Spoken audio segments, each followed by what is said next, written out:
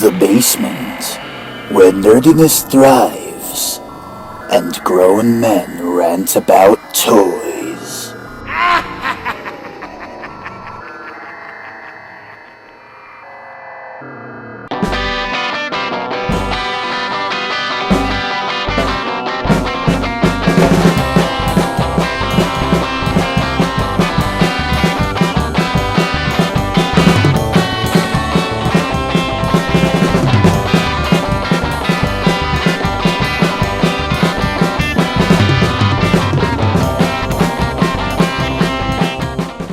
What up, everybody? Hey, Basement Dwellers. It is me and Frank again, finally, doing the Mallrats. Yup, continuing the Kevin Smith's retrospective, and once again, it's been a while, but since we figured the apocalypse is going on, we might as well provide some entertainment, am I right? Hell yeah. Shit is... So how have you been? Huh? How have you been? Pretty damn good. Just shit's crazy out there. We went apocalypse shopping the last 2 weeks and, stocked up on some shit. And so we're doing pretty cool. What about you?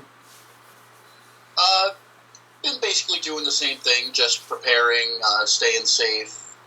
My school, shut down, so I really don't have, anywhere to go or anything to do. We're going to start doing online classes, but really I'm going to be mostly stationed at home because my work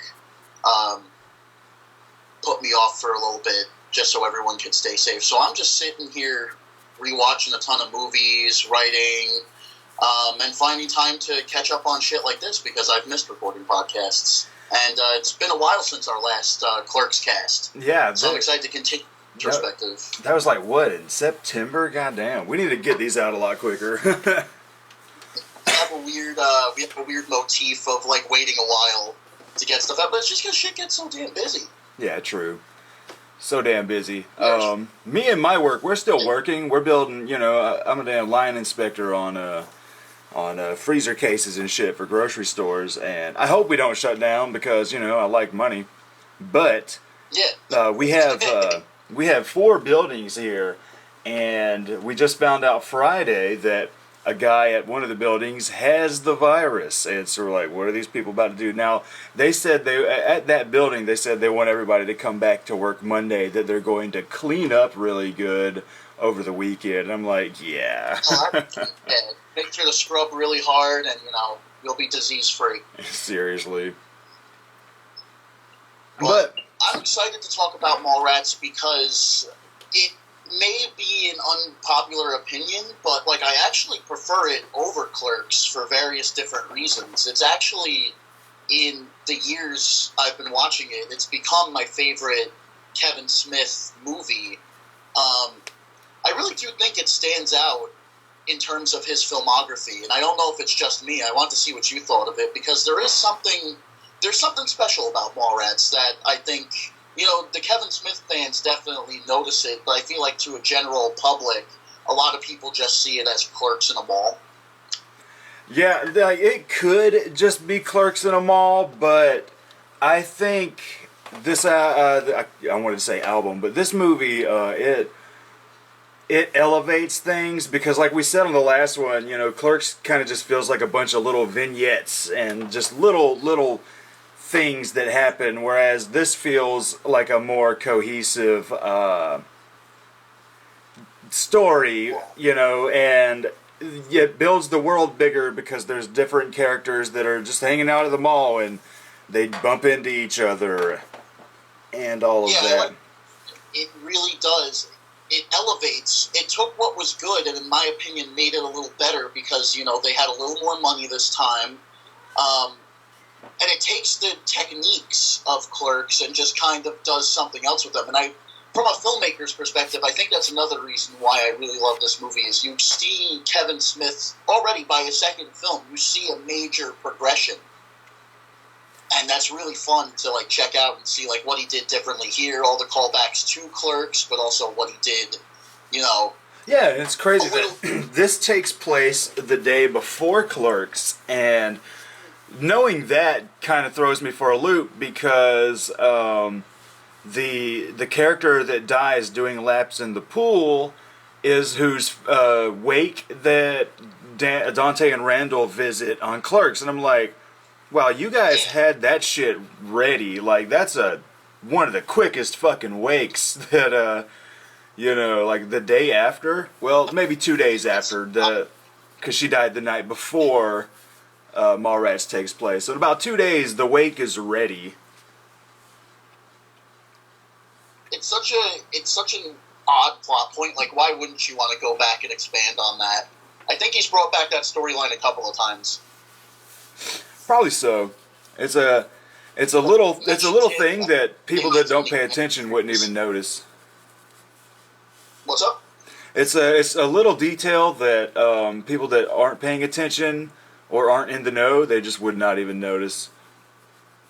Yeah, it just seems like, oh, it's a completely new movie, when it's like, no, that's been established. Yeah. But I do like that, because you never really see movies that are, I mean, you see prequels, but, like, how many times do you see a movie where it takes place the day before another popular film? It's not even a sequel to Clerks, it's just kind of like, it really is some of that early, like, cinematic universe stuff. That's another thing that makes Smith stand out amongst filmmakers. What I really like is the fact that it's not pointing it out the whole time that it's in the same universe. Like, the characters are there, but they feel genuine, as opposed to like, hey, this guy from this movie, this guy from this movie.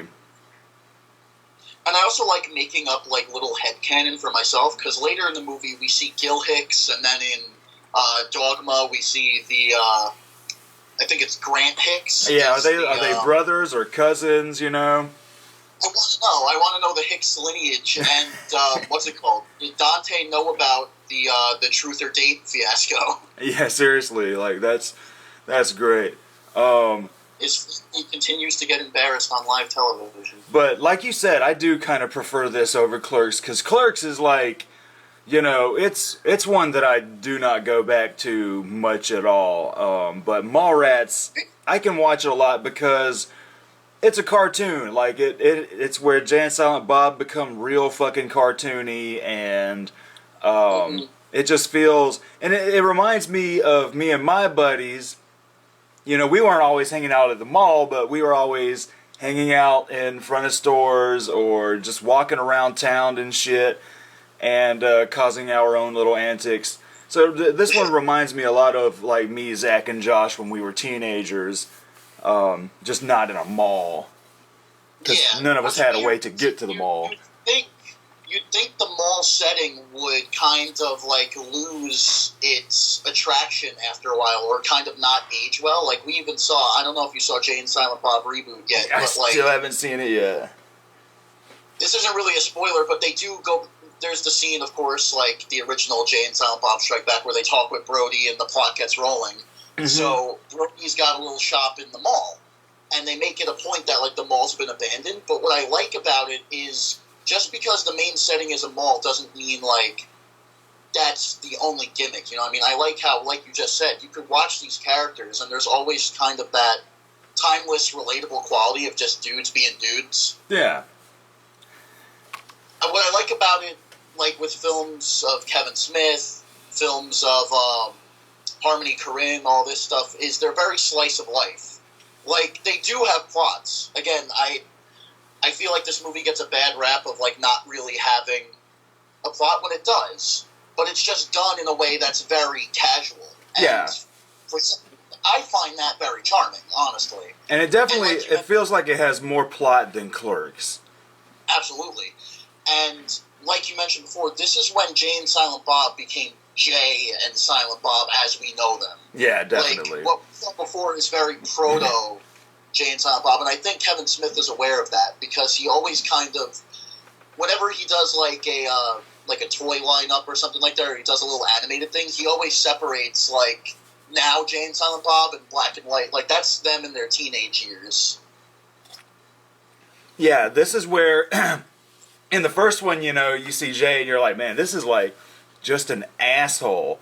But this is where he sort of becomes the more lovable idiot kind of character, and we we get this version of Silent Bob throughout the the rest of the series, only with little bits of evolution here and there, and yeah, but mine remains relatively the same. Whereas you look back at Clerks, like Jay and Silent Bob look completely like even costume design, because I guess they didn't really have costumes on the original Clerks. Like they just had the way they look.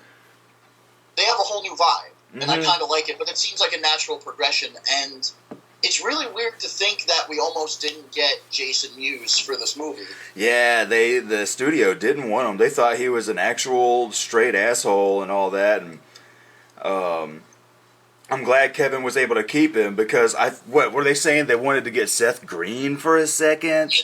Oh, they wanted Seth Green to play Jay, and I love Seth Green, but like I imagine it in my head, him doing that little dance in front of the pet store. Yeah, and I'm like, this doesn't work.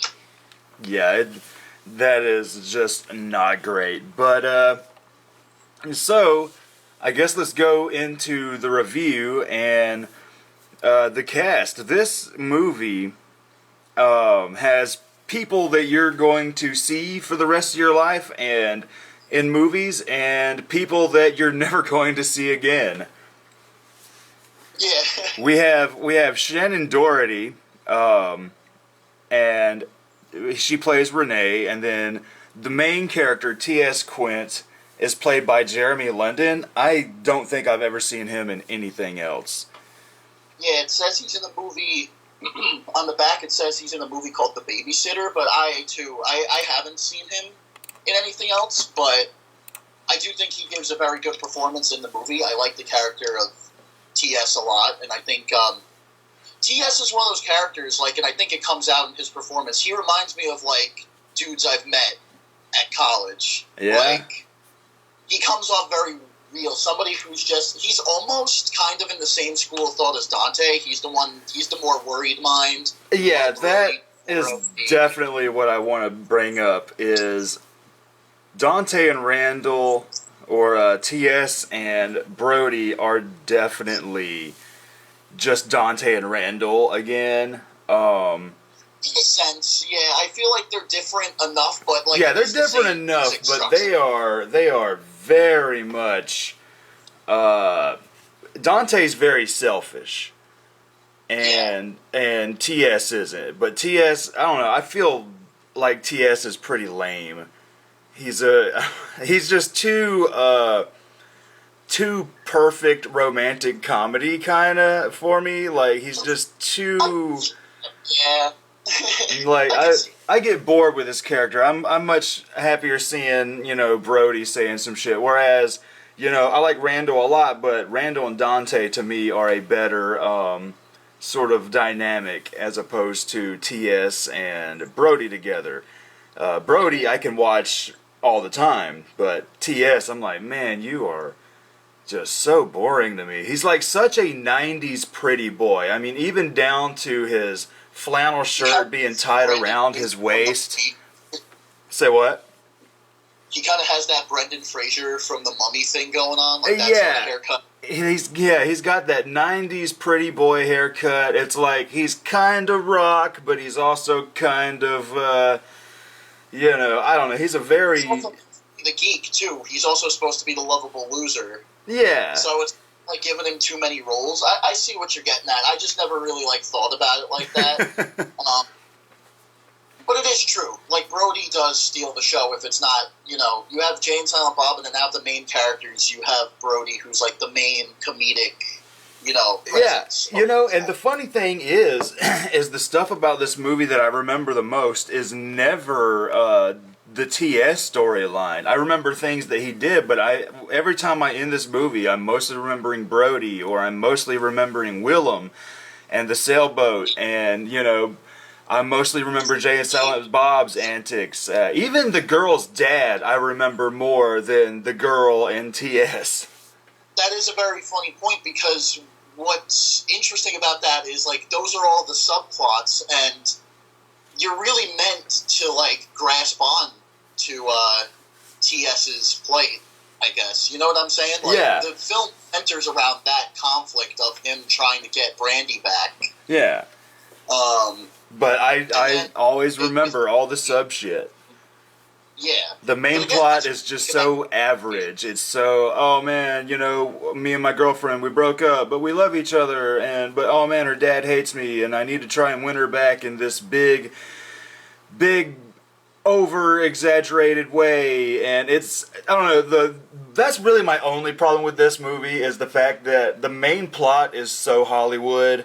And Kevin Smith has mentioned that before, that there was just so much studio involvement, and since he was new to it, he was just letting it happen. And so I can't blame anybody or nothing about that. But yeah, that is really mostly the lamest part of the movie, is the whole TS storyline, for me at least.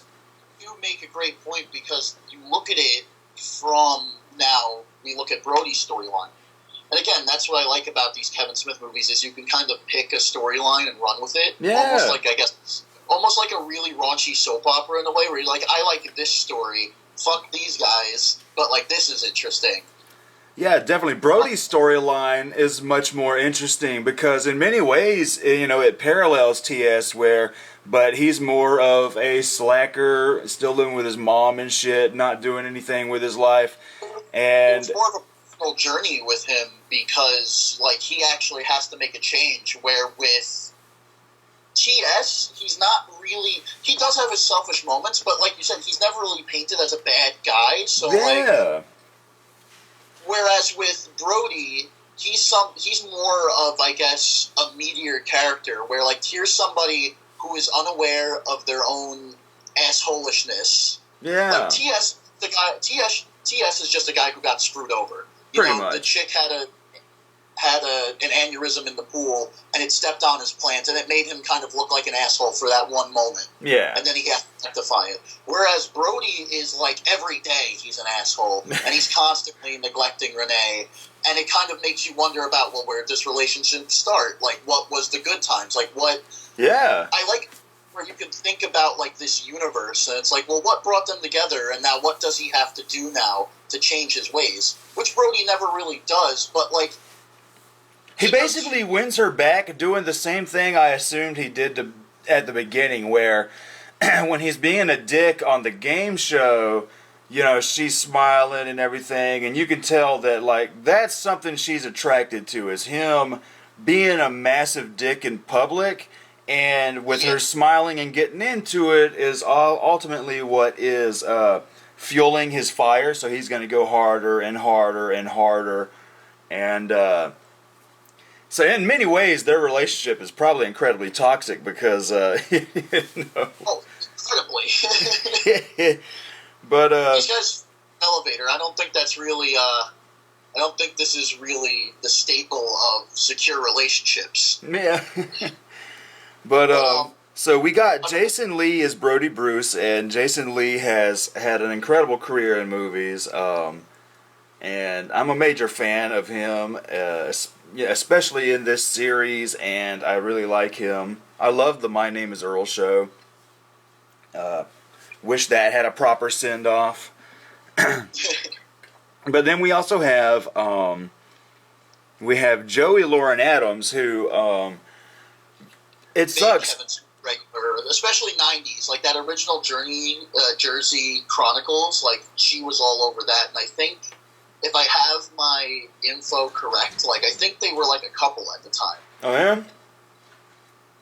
I think they did have like a fling with each other for like a short amount of time, and then that's kind of where Chasing Amy came from, which, by the way, if that's true, because I remember I saw him at the Reboot Roadshow tour, and he said something along the lines of, like, Chasing Amy was loosely based off of my relationship with Joey. Okay. And I was like, one, that's fucking crazy. Two, Joey's a fucking trooper if, like, this is, like, an Ed Wood situation where you pretty much just wrote down your lives, and now you're going to act it out. Yeah.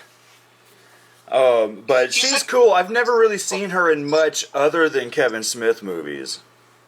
Biodome. Oh yeah, fucking Biodome. Jesus Christ. That's the only. I think only other. I mean, she's definitely in like a lot of other shit, just nothing I've watched. Yeah, seriously. And then Renee Humphrey. Which character is Trisha Jones? Is that the one who was doing the book? Trish the Dish, yeah. Yeah, Nobody Trish calls the her Dish. that. Okay. And I don't think I've really seen her in anything else either.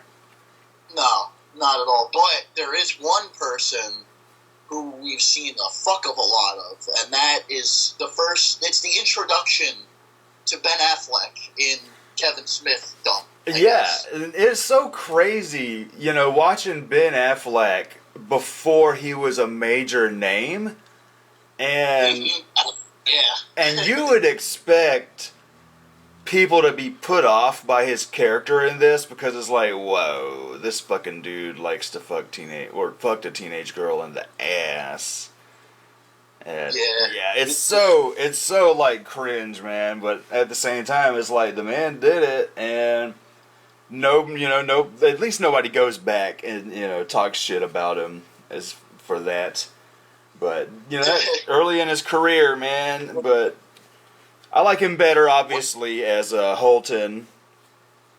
Like his character, I forgot his name in Mallrats. He's the guy who works at Fashionable Mail. Yeah, it is. Damn, why is he not listed? Okay, Shannon Hamilton. That's it. Yeah. So Shannon, what I find interesting about this character is it's just a little thing that I've noticed. Kevin Smith kind of has like future predicting powers, because if you remember in the opening credits, they do like parody comic book covers for all our characters. And who do we see? Ben Affleck gets the Batman parody. He's the Buttman. Oh, yeah, damn. That is cool. So a little bit of foreshadowing there. But Stan Lee makes a guest appearance, which is really cool. Walt Flanagan is in there. You gotta love Walt Flanagan. Walt Flanagan and Johnson reprising their roles. Yeah, and Brian Johnson as Steve Dave. Like, you gotta love those two characters. I wish you could see a little more of them in some of these movies. But yeah, they kind of just like retired those two characters. They have that cameo at the end of Strikes Back. Yeah, they do, and I guess they're technically in Dogma because they're in front of the abortion clinic. Yeah. You could argue whether or not they're meant to be playing those two characters, but it is the same people. And then they were on Clerks the Animated Series. I remember that. Yeah. Tell him, Steve Dave. And then the last person I'm gonna really go. What's his name? Michael Rourke. Is that his name? Or Roker? What is his name? Michael Rooker. Yeah, he's great in this movie. He's a major standout character. Michael, those dudes where it's like no matter what film he's in, he always kind of gives 110%. Yeah, it's cool as shit. Like, I even loved him on The Walking Dead when he was on there. He was really fun. He was my favorite character on the show for the longest time, just because I don't know what it is about like zombie shows or movies. I just love incredibly dickish characters in like situations. Like a person who just like doesn't need to be this big of an asshole, but like they still just choose to be because they don't care. Yeah, seriously. And another standout is Ethan Suplee as Willem, who, man, have you seen what he looks like now? Fuck, man. I don't know what he looks like nowadays. He shows up in most of Kevin Smith's things. I think the most recent... Fuck, what was he in recently? He was in Clerks 2, and I remember that was him a little older, but he still looks the same. This dude... Let me look him up. This dude, one of the last times I've seen him before, recently, he was a character on, was it Wilfred? And he lost a nice ton of weight. Like, he was getting pretty big on, what is it, on My Name is Earl, and I think the biggest I've seen him was in that Butterfly Effect movie. Like, he is massive in that, but now the dude is jacked. fucking. Yeah, that's what all these articles. They're like, bro, he's ripped. He is fucking ripped, and I'm like proud of the dude for that, because like every time you see him, he's always been this really big, real humongous fucking guy.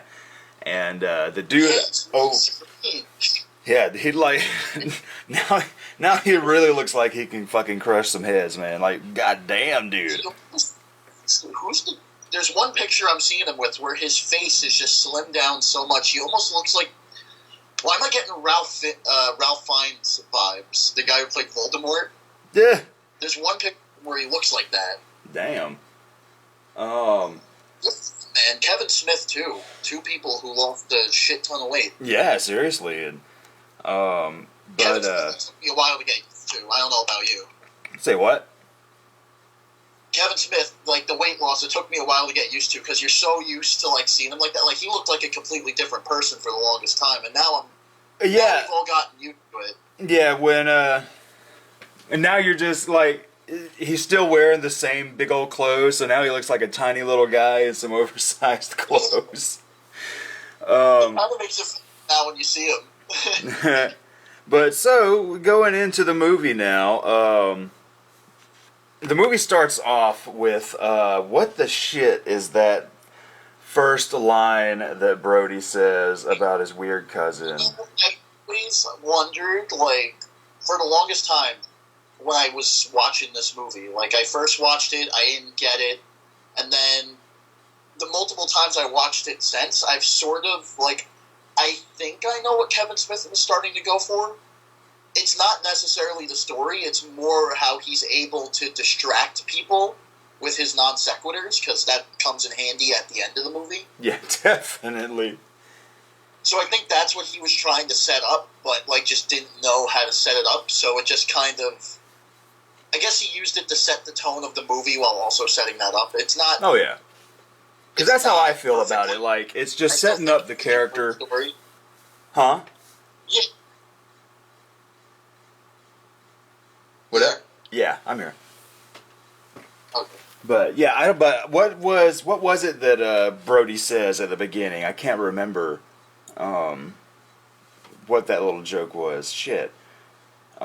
His cousin shoved the cat up his ass. Oh yeah, kept shoving the cat. Well, how am I gonna get the gerbil out? Yeah, that I really, like you said, I think it was there to just set the tone of the movie, and then it cuts to the cool credit scene. And yeah, rad fucking soundtrack, awesome ass punk rock song. But then, all right, the first scene is that when TS is straight up about to pick her up so they can go to Florida. Mm-hmm. Now, my question. Shots of Michael Rooker. Yeah, he's just like fucking. Goddamn, shadow boxing. Doing like moves of shadow boxing in the fucking. And the towel comes off. Now, have you seen the original cut of the movie yet?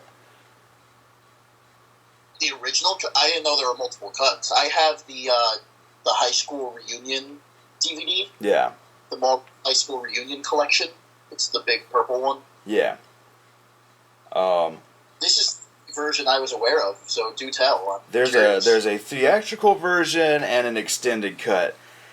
And man, I do not recommend the extended cut because it makes the movie way too long, and it changes some of the motivations, and it takes almost what feels like a half an hour to get to this point that we're at right now, where it has a completely different opening. It starts off at a governor's ball, and Michael Rooker's there hosting the governor's ball, and TS is in some Revolutionary War outfit, and him and the girl she's studying, they're up on a roof across the street, and there's this long drawn out talk about what they're gonna do in Florida and all this and where they've come and where they're going, and Oh, it is not good. I think I've heard him talk about this extended cut now that you're bringing it up, because I remember hearing about them on a rooftop of some sorts, but Yeah. I've never seen it. The DVD I have is the theatrical cut, thankfully. Yeah. They might have. I see in the special features they have deleted scenes, like over an hour of it. Oh, so yeah. I'm sure it's in there. So then, Where it belongs as a nice special feature. so then, like, something happens where the people spot him because he's got like an old school powder gun up there, powder rifle, and so the Secret Service agents or whoever's with the governor there, they're like fucking, holding their guns out, saying get down, and something's happening where for some reason he can't put the gun down, and it drags and it drags. It is not a very good opening, and then what happens is it's all in the news that he tried to shoot the governor, so like everybody's after him, and there's always these random reporters that keep showing up to him. Like even when he's at Brody's house at the beginning, like these reporters show up at the little basement window, like, oh my god, can you tell us about this? Can you tell us about this? And that scene when they go back to the mall after leaving the thrift mall, in the theatrical cut, the guy says, hey man, I heard you broke up with Brandy, and he punches the guy. But in the extended cut, the guy says something on the lines referencing the governor's ball, and that's when T.S. punches him. And thankfully, which I'm sure was incredibly hard to do, they were able to cut all of that shit out of this movie and save it. To the point where there is no reference to any of that shit except for one little moment when Michael Rooker is talking to the TV executives, and they say something like, this better turn out right, and not like your incident at the governor's ball. That's the only reference to it that is in this movie that I can see. So thankfully he was able to save that. Because again, it kind of establishes that universe. You don't really know what happened. Yeah. You kind of paint a picture in your head. And when you describe like these governor ball scenes, it doesn't sound like something out of a Kevin Smith movie. It really does sound like a scene that would have been written up for a comedy of the time. You know what I mean? You got yeah, the rich exactly. father. It made the movie feel more like a Hollywood 90s movie than even the main plot with T.S. and Brandy. Like, it was, do not recommend it. Unless, for curiosity's sake. Stuff in this movie that I guess you could argue dates it, but I think the way it is, like, it still could last the test of time, and I think it's because of those cuts. Because the way you were describing it in my head, I'm imagining this movie. I know this movie, like, yeah. I've seen it so many times, and when you add that in there, I could just feel the brakes being, like, slowly put on it. Like, it's just grinding the film to a halt. It does, man. It does. It grinds the film to a halt. It changes some of the motivations. Like I said, that's in that extended cut. That's a big reason why Michael doesn't like T.S. as well. But like, there's even a longer scene when he goes to pick up Brandy, and she's telling him, "I'm going to be in my dad's show." There's even a longer scene where he's having to hide from the reporters and shit, and then I think the whole towel gag, the whole towel coming off. I think something where the reporters are there, and then they see him fucking naked. Like, man. It's really a desperate attempt to be funny, to, like, gain, I guess, more of a mainstream, because these are very basic gags. Oh, he's naked, they're gonna, like, see him. Yeah, exactly. Exactly. I think it's a much sharper movie when it's cut down. I think that simple cut of the towel coming off, you hear the fucking gong go, like, it's just funny and out of nowhere. so silly that, like, you gotta laugh. Like, Kevin Smith's style of humor is not what I think the studio wanted to make it. Yeah. You know, like, Studio, I think they did. Studio wanted to make it your average slacker 90s comedy. And thankfully... I think they come really well with this, thankfully, but yeah, those additions make it more of the time and make it less memorable. Oh, yeah.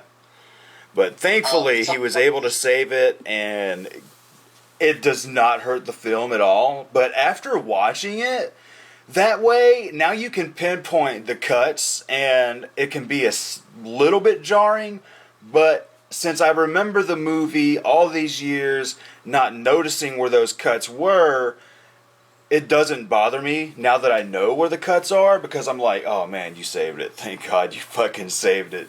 Yeah. Because he could have... Just glad that you could look back in time and just thank you for having common sense and doing the right thing. God, seriously. So... Something else I want before we continued was, because this is a little thing I enjoy, you know, Kevin Smith, of course, takes a lot from what he grew up with. You could just hear it in the dialogue. He's a big film freak, and I like that the two main characters are based off of Jaws characters. You have Brody and Quint. Yeah. And technically Bruce as well, because Bruce was the name of the shark. True.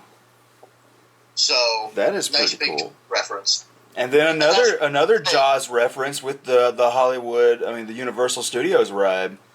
That's what I was about to say. Yeah. So it all meshes together. That is kind of cool. I actually never really thought about that.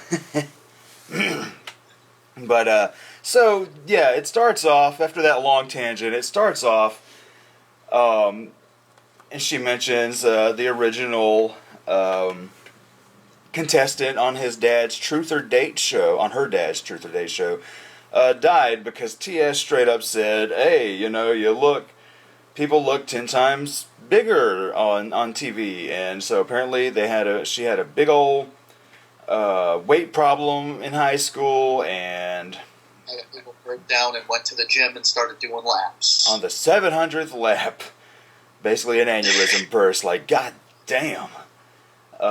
What a way to go. And what's crazy is, like, in the moment, T.S. is very surprised, but, like, he never really has the moment of, like, looking back and be like, wow, in a way, I fucking killed her. Yeah, seriously. Seriously. Because all he's worried about is, he's got this slight moment of selfishness, when he's like, all he's worried about is going to Florida because I'm gonna propose to her, wham, wham, wham. And so she's like, get the fuck out of here. I need to do this to help my dad and shit. And yeah, say what? And then he goes straight to Brody's, because what else do you do after you get dumped? Yeah, this right here is... We get the introduction to Brody and Renee, Shannon Doherty. She was probably, had to be the biggest star in this movie at the time. 100%. Yeah, because, she's fresh off of 90210. She's probably the most recognizable person in, 95, 96 in this movie here. This 95. was about 95. Yep. So, she's definitely the big name. Yeah, she's obviously got top billing here. And... So, you see, Brody's got a cool-ass little basement room, but it's cluttered, it's dirty. I like that the dude's just got comic books everywhere. He's got long boxes filled with comic books everywhere, but none of it is organized. And that helps to show how much of a just slacker he is. Because, people like you and I that collect shit, we like that shit looking nice. We don't want it in boxes just stacked on each other, collecting dust. We want people when they come into our rooms, we want to be like, wow, that's a lot of cool shit you have. Not, oh man, look at all these boxes.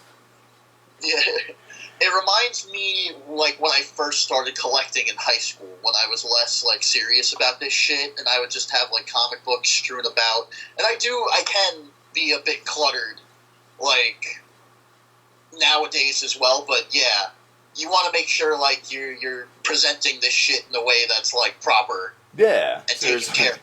Like I get cluttered too, but yeah, too, because I like the slow on Sharon Doherty's part. I like her slow little monologue while she's like stepping outside the window. Yeah. He's too afraid to answer to his mother. Yeah, and she's talking about how she cries and stuff because there's all these people who she thinks about have, you know, these hardcore jobs that they do, and she's stuck with basically a mama's boy. Yeah. And I really like that this movie is overall a comedy, but Kevin Smith back then didn't like section it only to comedy with his writing.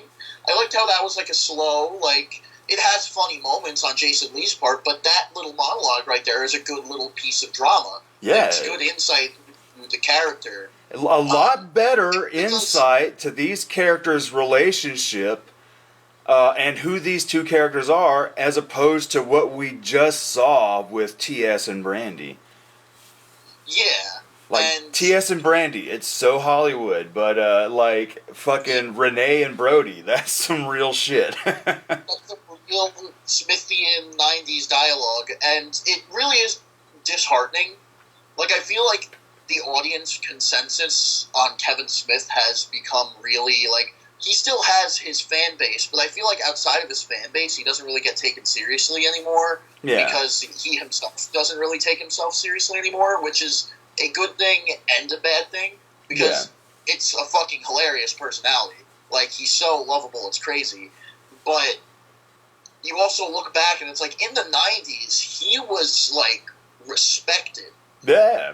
Like, not did, like, he make us laugh, but, like, big film companies and shit, like, looked at him not as just the funny stoner guy. Like, he made Chasing Amy after this. That's all, like, that's enough said right there. Yeah, because a lot of people, when this came out, a lot of people wrote him off and were like, oh, he's just, you know, he only had one good film in him. And then he does Chasing Amy, and it brought everybody back. And then he does Dogma, and everybody's back. And I think it was right around the time Strikes Back came out, when people were like, okay. And then after that, he just did a couple non-Askewniverse movies that just did not do well. And when Clerks 2 came out, I know a lot of people, I love Clerks 2, but there's a lot of people I know who are like, that shit was too little too late. That was a fucking turd. People hate Clerks 2, and I really don't get it. Yeah, I love it. I get it to an extent. Like, I know what the complaints are, and, like, if that's how you feel about the movie, like, I could see it. Yeah, there's there's a little bit of Hollywood in it too. Like, there's a little bit of Hollywood in that movie too, but it has more heart. A lot more heart. About the sequence, and I think it's all right. Like, I really don't mind it. It's not like, this isn't fucking like Lawrence of Arabia or anything like that. Yeah, seriously. Like, I Clerks 2 to like sit back and just enjoy what I like. And again, it's the first time in a while where he tried drama.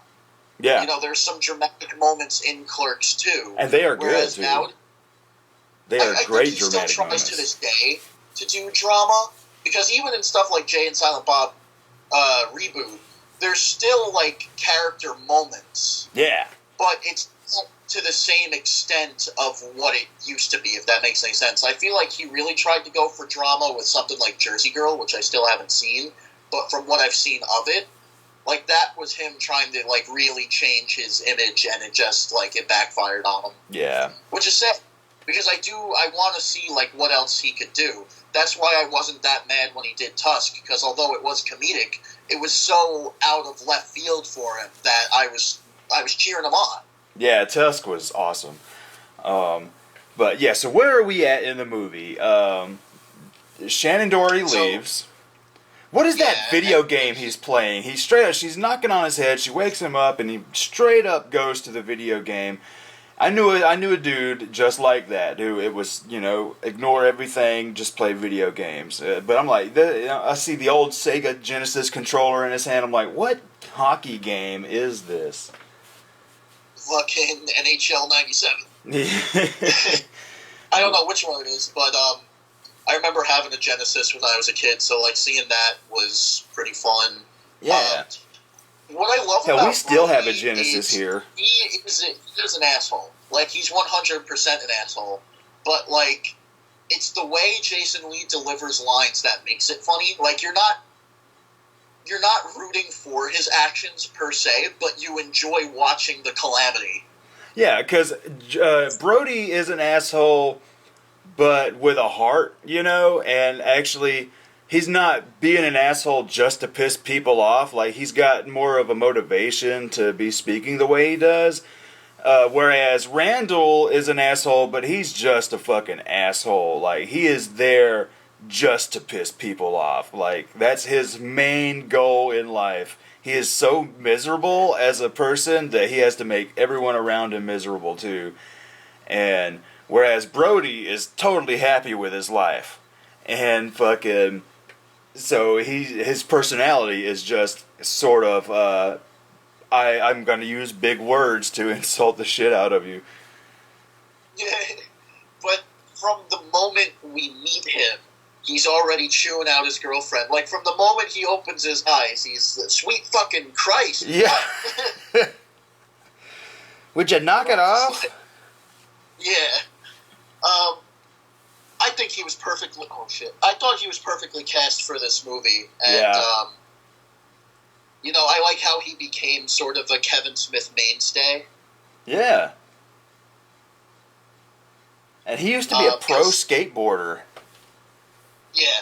Which is pretty damn cool. Like, it's cool when you see some of the, like, his old skateboard videos and shit, because it's like, during the old school days of skateboarding, you know, with the single kicktail boards and shit, like, fucking, and it was more like wave riding in the pool kind of shit. Or the bowl, I mean, the pool bowl. But yeah, pretty rad. So at this point, TS shows up, and they're sitting there talking about their both basically dumped, because she gives him a letter. She straight up gives him a letter before she walks out the window. And he fucking, I like it that he is so, he frames the shit. Like, he fucking frames the breakup letter. There is kind of like a weird ego to Brody, and I find that really hilarious, because like he has this kind of high and mighty sort of sense to him. Yeah. But then you look at his living conditions. He's sitting there in his bathrobe, like with his junk hanging out, and it's just like the complete opposite. Like you can tell like what he sees himself as in his head compared to who he really is. Yeah, seriously. And like he's one of those guys who likes to use big words to insult you, but like he doesn't even understand the words that he's saying. Like he looks at the TS looks at the note, and oh, she called you callow. Yeah. And he's like, I thought that was a compliment. What does it mean, like weak-willed? Yeah, seriously. He's like, damn, I thought that was the only thing in the letter that was a compliment. Like, no. But yeah, you're right. He doesn't really know the definition of some of these words he's using, but a lot of people don't either. So if you say it with enough conviction, people are gonna believe it. You know what I mean? Absolutely. And another thing I like about this set, if we're going to talk about set design, is I like to look in the background of Brody's house to see like what movie posters are on the wall, because I feel like you can kind of get a little insight into like what Kevin Smith was watching at the time. Like there's the Tremors poster. It really just like I hate to become like a slave to nostalgia, because I mean this is a nostalgia based podcast in a sense. Yeah. But it really does take me back to like the times of Blockbuster. Yeah. Even though it's past 95, like I grew up in the early 2000s, like we still had shit like that. Yeah. And this film still reaches me on a certain level. Because, you know, a big thing is malls aren't like this anymore, you know? Not. And most of them now have, you know, mostly blank buildings now, because most of the stores have closed down, or there are 10 of all of the same stores everywhere you look. Malls are nowhere near as a cool place. Like, back in the 90s, yeah, you could hang out at a fucking mall all day, whether you're buying shit or just fucking hanging out. Now, I'd stay clear of the fucking mall. There's nothing in there that interests me, especially after they closed FYE down. Like, there's nothing I give a fuck about. Thank you for saying that, because whenever I go to a mall and there's not an FYE, I walk the fuck out. Like, Right. I really just... I have, after they closed it, and in fact, FYE was the only thing keeping me going there, and about, let's say 15 years ago, it was Hot Topic, Spencer's, and FYE, but then Spencer's kind of went to shit, Hot Topic went to shit, and it was just FYE. And once FYE closed about 5 years ago here, I have not been back. I'm like, the fact that they've replaced it with a Forever 21, and I'm like you need another trending clothing store. Come the fuck on. There is one mall with an FYE, like, in Long Island, but it's, like, too far away for me to even, like, give a shit. Yeah, right. To, like, make go out there. Like, it turns into a road trip at that point. Yeah, and it's like, I don't need DVDs that bad. Like, if, like, we go to the mall and I just need something to occupy my time, like, I just hope there's an FYE. Sometimes I do sometimes I'll walk into Spencer's, but like you said, like, there's really, like, why do you really want to walk into Spencer's? But, let me smoke a cigarette real quick, and we'll get back to the review. Awesome. Okay, alright, we're back. I needed a cigarette and I needed to get some more coffee. And so we're still in Brody's basement, and they're going over their breakups pretty much, and why they shouldn't have been broke up with. And you get a bit of selfishness through Brody and selflessness from well, there is also a bit of selfishness, because, like, TS just doesn't understand why he is wrong in this situation, because really it's like, dude, she's only going to do this game show because her dad needs it, and he doesn't have a replacement. Like, you can wait one more day to go to Florida. You know, come on. I think it also just shows, like, some insecurity with his character, that he automatically hears, like, dating show. Yeah. And he's just like, what? Like, when it's like, you know that it's not even, like, the date's probably not even going to happen anyway. Exactly. So, I like Brody's idea of the mall. His idea of the mall is, it's this bigger-than-life place, and all your problems can be solved at the mall. Yeah, exactly. I love his idea about how the mall is just this amazing place, and what was his main reason for going? He says, don't you want to get a something? What the fuck is that? A cookie. Don't you want to get a cookie? Yeah, there's the cookie place. So, in the extended cut, that's when they hop in the car, and you get a little more of the drive, and you see a little bit of the countryside. You see a little more of the town that they live in, and then in the extended cut, they pass the quick stop, which is a quick little scene that I wish they would have left in. Yeah, it's nice to throw in the quick stop every movie, just to show that's there. Yeah. It shows up in Chasing Amy, and I think, did it show up in Dogma? I can't remember. I don't think it did. But yeah, so they get to the mall. A little insert. They get to the mall, and as soon as they walk in, Brody, he says, "I love the smell of commerce in the morning," and then we get a pratfall. Yeah, a little pratfall. This is another bit where I'm like, that was kind of dumb, but at least there was a reason for it, that, you know, they're building the stage for the game show, because he turns around and... where I could laugh at it, but I also sit there thinking, like, was that a Smith move or a studio move? Yeah, seriously, because it's such a average cartoon kind of move, that I'm like, what? Why is this here? But like I said, it's got a point. It shows that these guys are constructing the game show stage, and it furthers that plot. That's when they realize, oh shit, the game show is taking place here. We need to stop this. And so is this when they meet Jay and Silent Bob? I believe so. I don't remember the order, but it's either they meet Willem first or Jay and Silent Bob first. Yeah. So we'll go with Willem. They bump into Willem, and he's staring at one of those old Magic Eye puzzles. I used to love those when I was a kid. Yeah. Fucking. And he just can't, Huh? he can't see it. And Yeah. this is going to be the storyline for him for the whole movie. Yeah, he cannot see it. He brought a lunch and a soda. He's gonna be there all day, staring at this fucking picture, trying to see a sailboat. And we'll go ahead, since like his scenes are sort of like just randomly put in.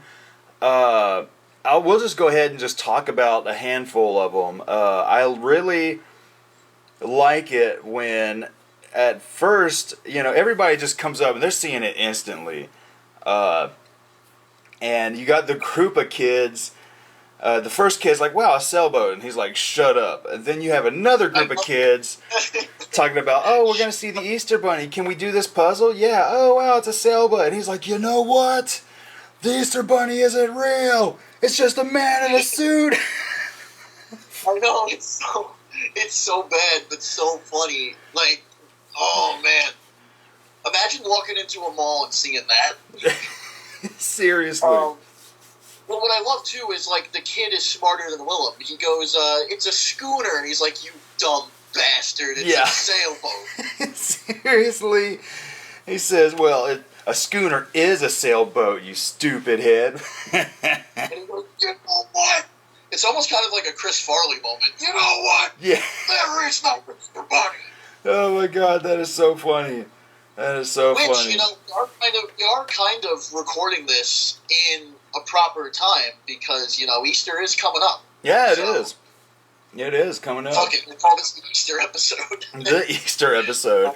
And that's crazy that, this movie, you never think about it, but, and I actually, never put it together until I was watching this yesterday. And I was like, oh, this takes place at Easter. There's posters and shit, and I guess I never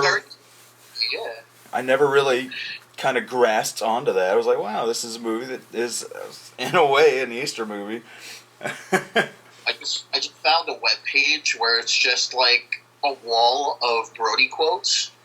Because I'm trying to remember some of my favorite lines from the movie. Most of them do come from Brody. So some of the notable ones that, the two that I found here that I find funny is, Hell hath no fury like a woman scorned for Sega. Yeah. You're going to listen to me? To something I said? Jesus, man, hasn't it become abundantly clear during the tenure of our friendship that I don't know shit? Yeah. Fuck yeah. And there's the one, I love the smell of commerce in the morning. Brody's the man. So now we meet up with Jay and Silent Bob, and this is definitely cartoon Jay and Silent Bob. He's dancing around, looking at all the women walking by, and Silent Bob is trying to do the Jedi thing, and with his cigarette. And that's another thing that this movie is like. 95, man. That was one of the last times here in Columbus, Georgia, where you were allowed to smoke in the mall. And I'll never forget when we used to go to the mall with our parents, man. I was like 9. And my mom, dude, she was always smoking. And she'd always, if we were in the mall, we'd be in the mall for hours with our parents. And she'd stop at a little smoking section and light one up. And I'll never forget, it was like toward the end of 95, man. She went and did that. And the little security guard told her, oh no, we don't smoke in the mall anymore. And she was like, what? And I'd be like, I remember being like, wow, that's Why? Yeah, things just change overnight. Seriously. But yeah, he's they're at the little pet shop, the little kitty window, and he's goddamn beating on the wall, the glass, trying to get the kitty's attention. Just upset the animals. Jay is one of those characters, like, when it comes to, like, people like Randall and Brody, they're still kind of, like, a rationale to them, you know what I mean? Like, they still have, like, something they will not do, or something that's too ridiculous for them. And what I love about Jay is that he's kind of just chaos incarnate. Yeah. Like, he really has no common sense whatsoever. And another reference that I wanted to point out, because I just remembered it, was the pet store is called Gerbils, Gerbils, Gerbils. And expanding the universe, that pet store later shows up in Clerks, the animated series, because Patrick Swayze is working at Gerbils, Gerbils, Gerbils. Damn. And so that they're selling cats. Yeah. So could this be the pet store where Brody's cousin maybe he bought a gerbil first, shoved it up his ass, then he started buying the cats, you know? Oh, absolutely. I think they show, if I remember correctly, I think they show like a shot of the pet store. They show multiple stores in the opening, but I think the pet store does show up. But when I heard the Mallrats reference in the Clerks the Animated Series, it always made me want to see like some more expanded universe stuff in that art style. Like, I would love to see, like, even if it's just like a short, like, it would be cool to see like Brody and Quint done in this art style. What are they up to? I was going to ask him something like that. Like, was there ever a plan to like do something like that when I was at the reboot show? But Kevin takes like 40 minutes to answer one question, and then by like the third question, like the Q&A's over. Yeah, seriously, like oh my god. It was entertaining.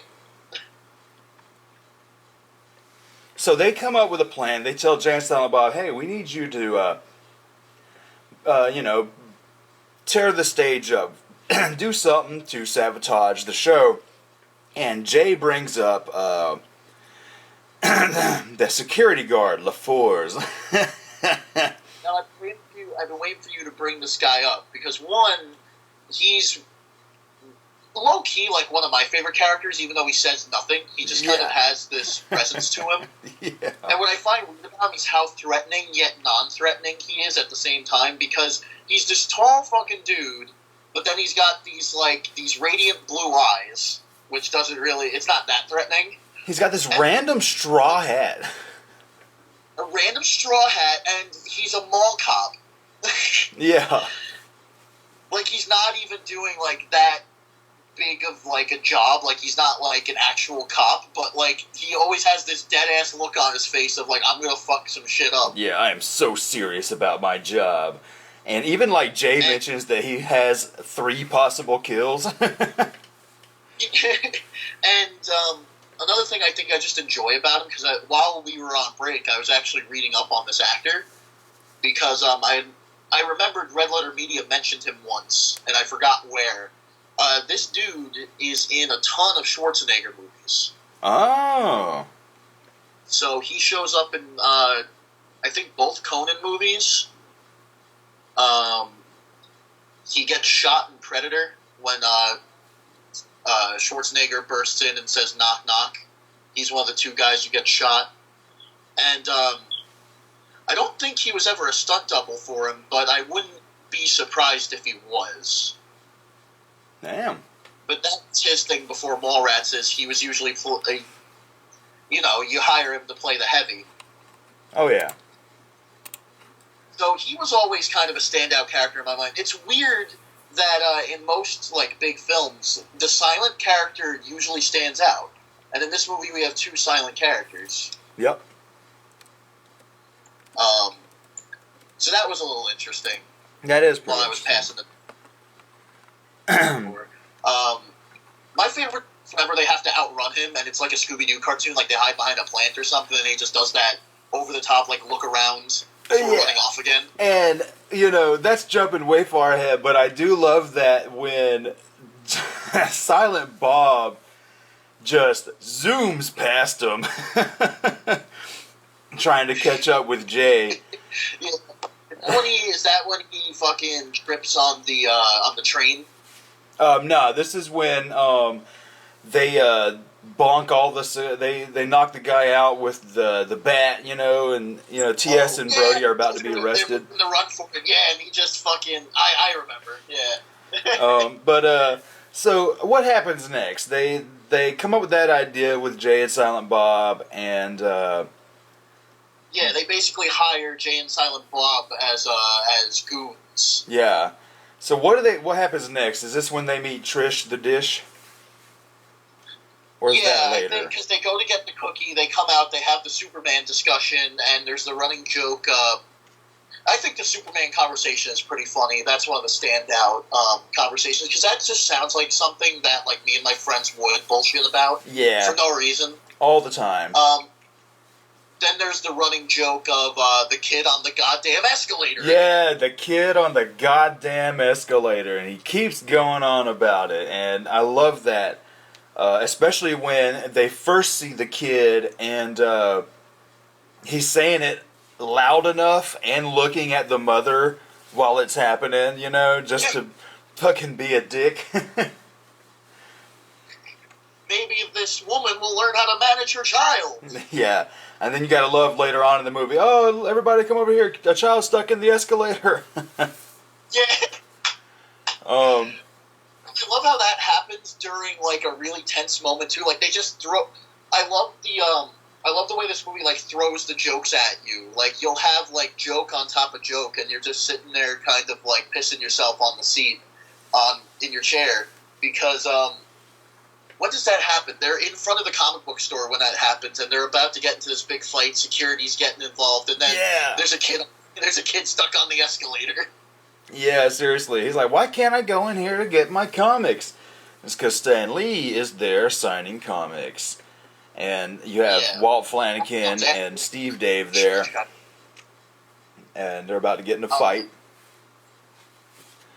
So, Trish... And I love how... we'll get back to that scene, because what happens before then is the Trish scene. Yeah, so... And, again, right off the bat, being a fuckface, comes over... knocks the books over. Yeah, and tells T.S., she's a straight-up senior, but she's only 15 years old, and that is one of the oldest-looking 15-year-olds I've ever seen, but... Right, yeah. But she has this thing she's doing. She has a massive advance with a book company to do this research book on sex, and she's just fucking all these different guys and writing about it, which is highly interesting.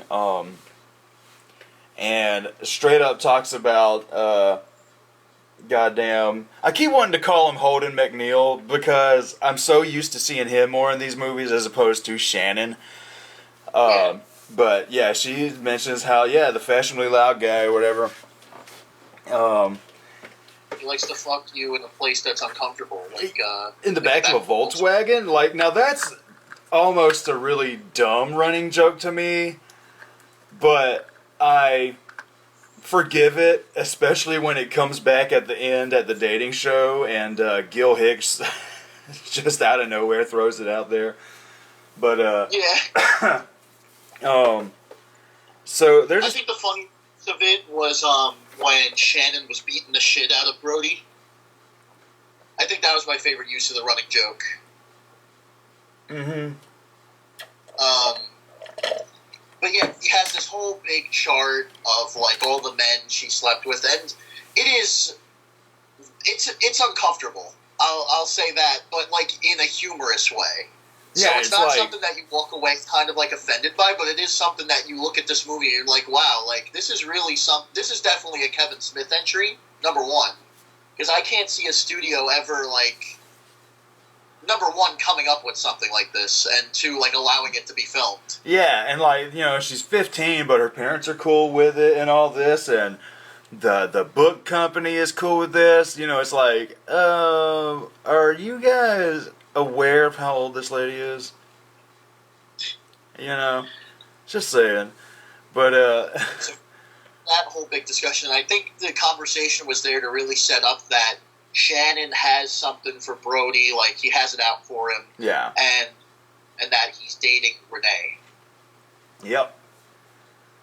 So what happens also next? crazy. Like, I want to know what, like, did they just meet that day, Renee and Shannon, or, like, were they going behind Brody for, like, a little bit? Yeah, that's what I'm wondering, because, like, as soon as they walk in the mall, he bumps into Shannon, and you would expect, given all the animosity that Shannon eventually has for Brody, you'd expect him to beat his ass right there, instead of just brush it off and walk away.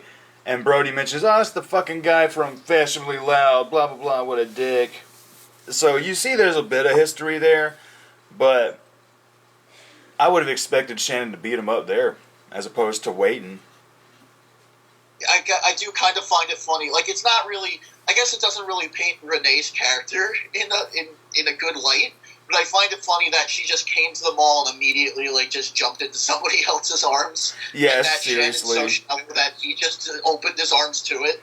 But speaking of which, one thing I've noticed, Shannon Doherty, this takes place all in one day at the mall. Shannon Doherty changes clothes like 3 times.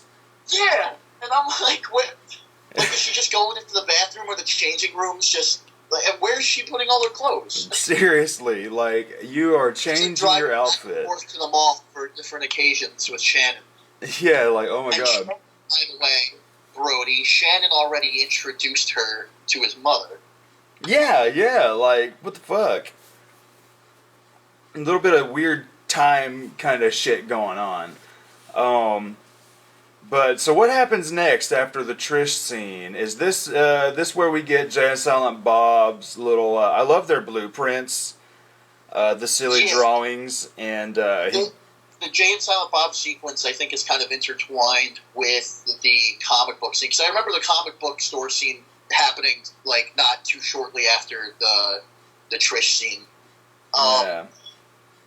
But the Jay and Silent Bob scheme, the first one is when he flies like Batman, right? Or is it when he knocks out the Force with the sock full of coins? Yeah, I think that's the first one, when he's swinging the sock full of coins, and then that kid throws the little train out, and he steps on it, and he's just skating away, and he basically just lays the sock in LaFour's hand, and then his head crashes in the dressing room, and Joey's in there. What the fuck? And What the fuck? yeah, and she bonks him on the head. Running joke is Kevin Smith bursting in on Joey Lauren Adams. Yeah, it's so fucking funny. And this movie is kind of the king of running jokes in a way, because I kind of enjoy all of them. Yeah. And they set them all up pretty well. I think, I don't know what my favorite running joke is, though. I think that's definitely one of my favorites out of the running jokes. You fuck! Especially because they sort of call to it like 3 times. 2 times he busts his head in the dressing room, but the second time there's a poster on the wall of a woman and his head is like through the vagina, and then you have this group of people staring at his backside stuck through the wall. Yeah. Joey's always in like a more like provocative like position. Like each time it gets more and more like she's more exposed. Yeah. And the third time they call back to it is when she's just trying on underwear at the racks, and mentions that, yeah, you know, I'm not going to do this in the dressing room because this guy keeps busting in on me, and so if I do this, you know, I'm saving him the effort.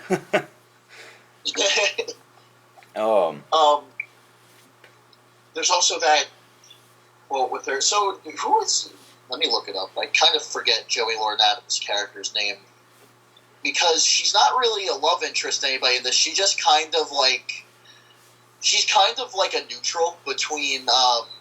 yeah, Brandy and T.S. and... Yeah, between the girlfriends and the boyfriends. She's kind of the intermediate who like just kind of gives them both advice. She's Gwen Turner. Yeah, Gwen.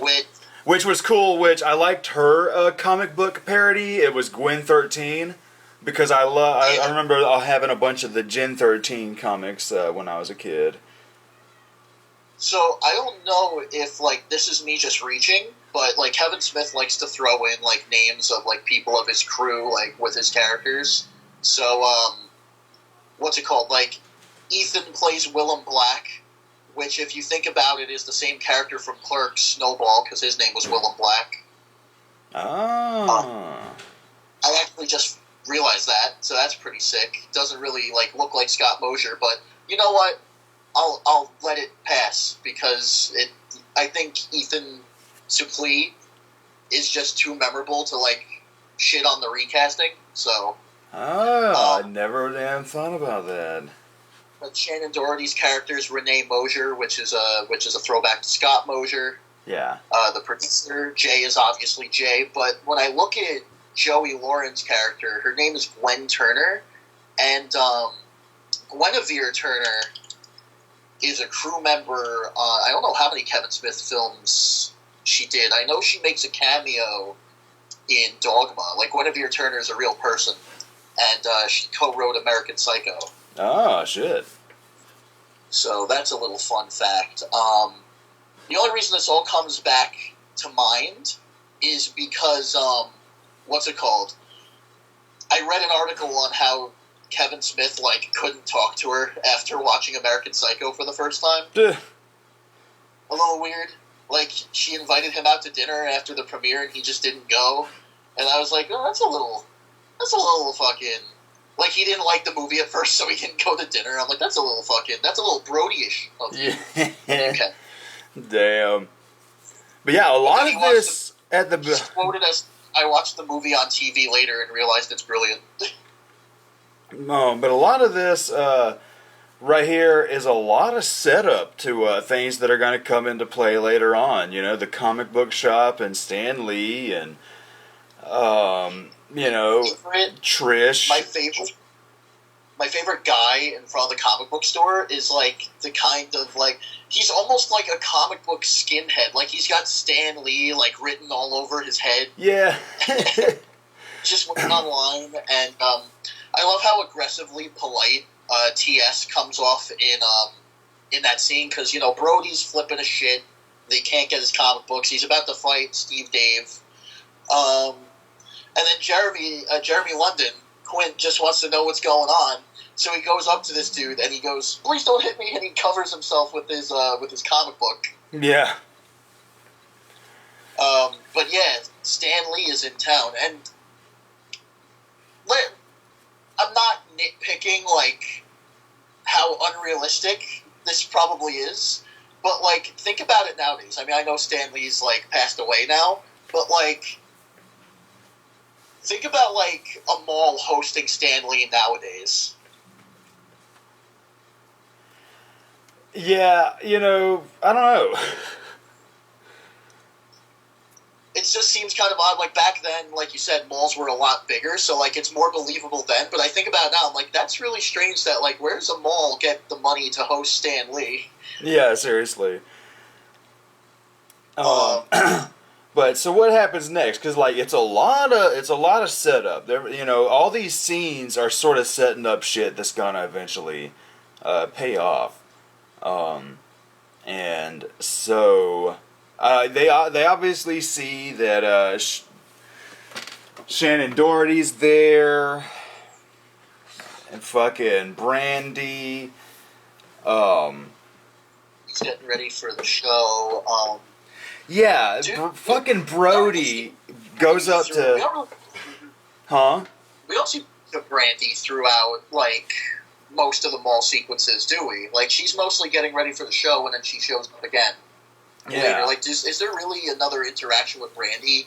Not that I can remember, but there's one sort of... it's kind of annoying, but the scene where Brody runs into the clothing store and starts talking to Renee about visitation rights. You get to visit them all on these days, and I get these days. I want that back. Yeah, like, I'm like, wow, you love the mall this much, you can't be in the mall at the same time as she? Like, Bro, how big is the fucking mall? Like, the odds of you seeing her on the same day at the mall are fucking slim. And he's acting like, she owes him for, like, introducing her to, like, all these, or giving her all these comics, which, by the way, she, like, never read. Like, I just imagine him, like, giving it to her, and then her just, like, putting it on a desk somewhere and it collecting dust. Yeah. So he's asking for all that kind of stuff back, or, like, saying she could keep some of them, but, like, he definitely wants that VHS of Fletch back. Yeah, definitely wants Fletch.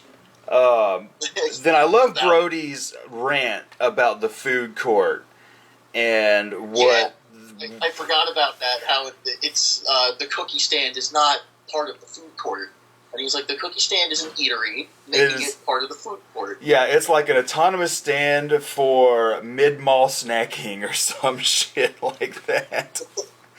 I just love how, like, these characters, like, they're not, like, incredibly stupid, but they try to come off smarter over the most mundane shit. Yeah.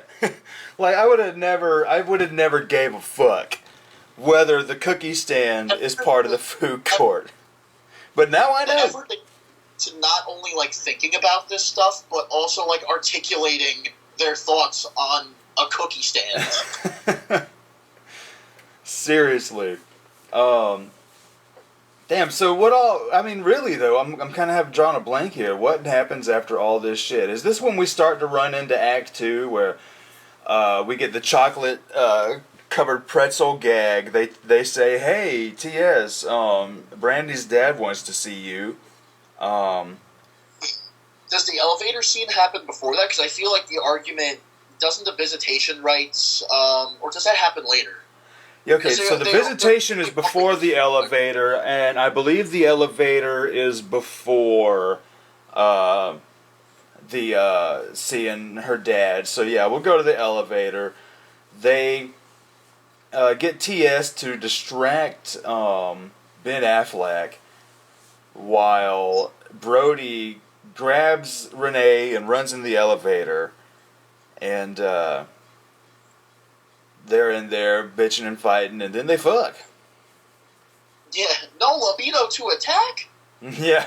One of my favorite quotes. And again, I mentioned it before, it really is like, Jason Lee is like the king of like shouting his lines and managing it to be funny. Because a lot of people tend to like fall back on screaming as like a crutch.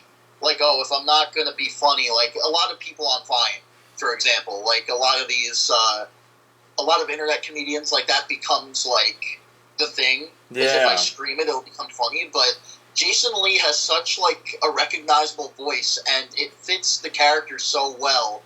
I love when he just is arguing about Shane. The guy looks like a date rapist! Yeah. It kind of seems like this is something that, like, that style of humor, that screaming style of humor is something that, like, Doug Walker tried to perfect, but Jason Lee was just born with it. Yeah, seriously. I mean, and he knows how to, like, tone it down when he needs to. Yeah. It's like he knows I love that. Perfect lines to shout. Yeah, exactly. He knows the flow of it. And I just love that whole scene. I love the way it's shot. Because there is an intensity to it, but there's also humor. And then it kind of culminates in that fuck session that they have they do the love in the elevator. Like Aerosmith. But, what I love is the little cocky dance that Brody right after the, like, thinks now they're back together. Yeah, seriously. But she's straight up, no, that was too little, too late. And he's like, what? You said it was a good size. And she's like, well, you know, when a girl says it's good size, it's a nice way of saying it's small. I love the line delivery on, hey, as the door closes. Yeah. And she tells him, he gave me some, he just wanted to give me something that he forgot to give me a long time ago. But, that's what you should say to the next person who says Clerks was a little too late. You should say, I thought it was a decent size. Yeah. But I just read this that I never knew about. Adam Sandler and Steve Zahn were finalists for the role of Brody Bruce. How bad would that have been? I can't see fucking Sandler at all. Or fucking Steve Zahn. Oh, no. Not at all, man. They don't have the presence that, I can't imagine. I can't imagine Steve Zahn saying this dialogue, and yeah. Like, I know it's a comedy, but like, maybe like, out of the two, like at least Adam Sandler is more of like a comedic role as opposed to Steve Zahn. But like, I can't imagine him doing his Adam Sandler shit on top of the Kevin Smith dialogue, because it would just get annoying after a while, because you got to go on these long diatribes. Yeah. Seriously. I just can't imagine him talking about the fucking kryptonite condom, Bobby Jaboo. Oh, shit. So after the elevator, is this when they tell, they get the chocolate-covered pretzel, and he says, you know, stink palm him. Oh, what's a stink palm? And he's like, he's just shoving his hand up his ass and talking about fucking, you know, you've been at the mall all day, you're sweating. And what's funny is when he puts his hand out, like, oh, yeah, and then you shake their hand, T.S. straight up almost shakes his fucking hand. Like, he puts his hand out there and then pulls it away, and he's, like, looking at his hand. Like, T.S. does a lot of background shit that is easy to miss. I feel like that's what I find likable about him. Like, even if you don't realize it, like, subconsciously, like, Jeremy London's a pretty good physical actor, and I think that's what a lot of his personality comes out more in his like timid movements, rather than like dialogue they give him. So I think that's why over the years, like, I've grown to like Quint a little bit. Yeah, because that is one of the few aspects of the character that I do like, because when he's got nothing to do, basically he's still doing something that is in relation to the scene. To occupy himself. Yeah. So where were we? So they had sex in the elevator. They come out. You know, of course, Shannon's gotta go. Oh, I'm gonna fucking beat the shit out of that guy. Yeah, beat the shit out of him. Right there in some back room in the mall, and then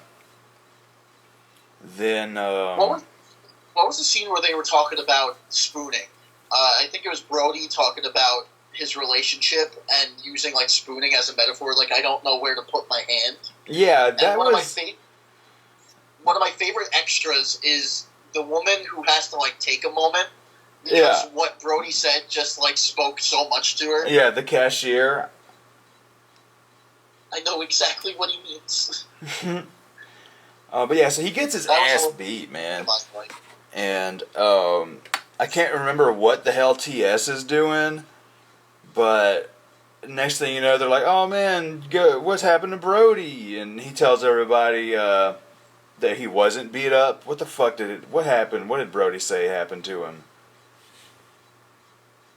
Fuck, I forgot. Because he does get fucking beat up a little bit, doesn't he? Isn't that when, Yeah, he gets beat up pretty good, like, his nose is bleeding and shit. Yeah, and then he comes up with like he tells them that it was the Easter Bunny. Yeah, which gives us a great scene of Jay and Silent Bob taking it way too serious, going to the Easter Bunny and just beating the shit out of him, and then all these little kids join in. You could tell that was probably just a really fun day on set, because the kids are supposed to be horrified. It's kind of supposed to be like, it reminds me of the scene from Elf where he's fighting the Santa Claus in the store. Yeah. But you could tell all the kids have like huge smiles on their faces, and they were so excited to beat the shit out of the Easter Bunny. Yeah. Oh, yeah.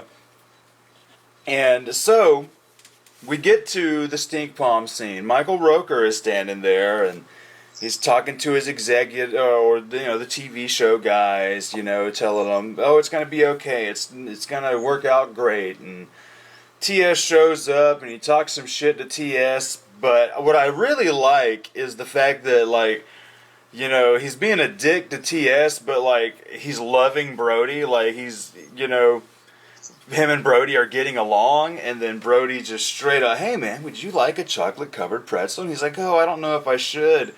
And, like, when he first gets up there, he just shakes the fuck out of the guy's hand, and as he's doing it, he looks at TS, gives us a nice little grin. The scene does kind of make me cringe a little bit when I see it, because, like, they're not even, like, good chocolate-covered pretzels either. Like, he's been carrying them around for a while. They're melted, yeah. Oh my god. Like, it's a great...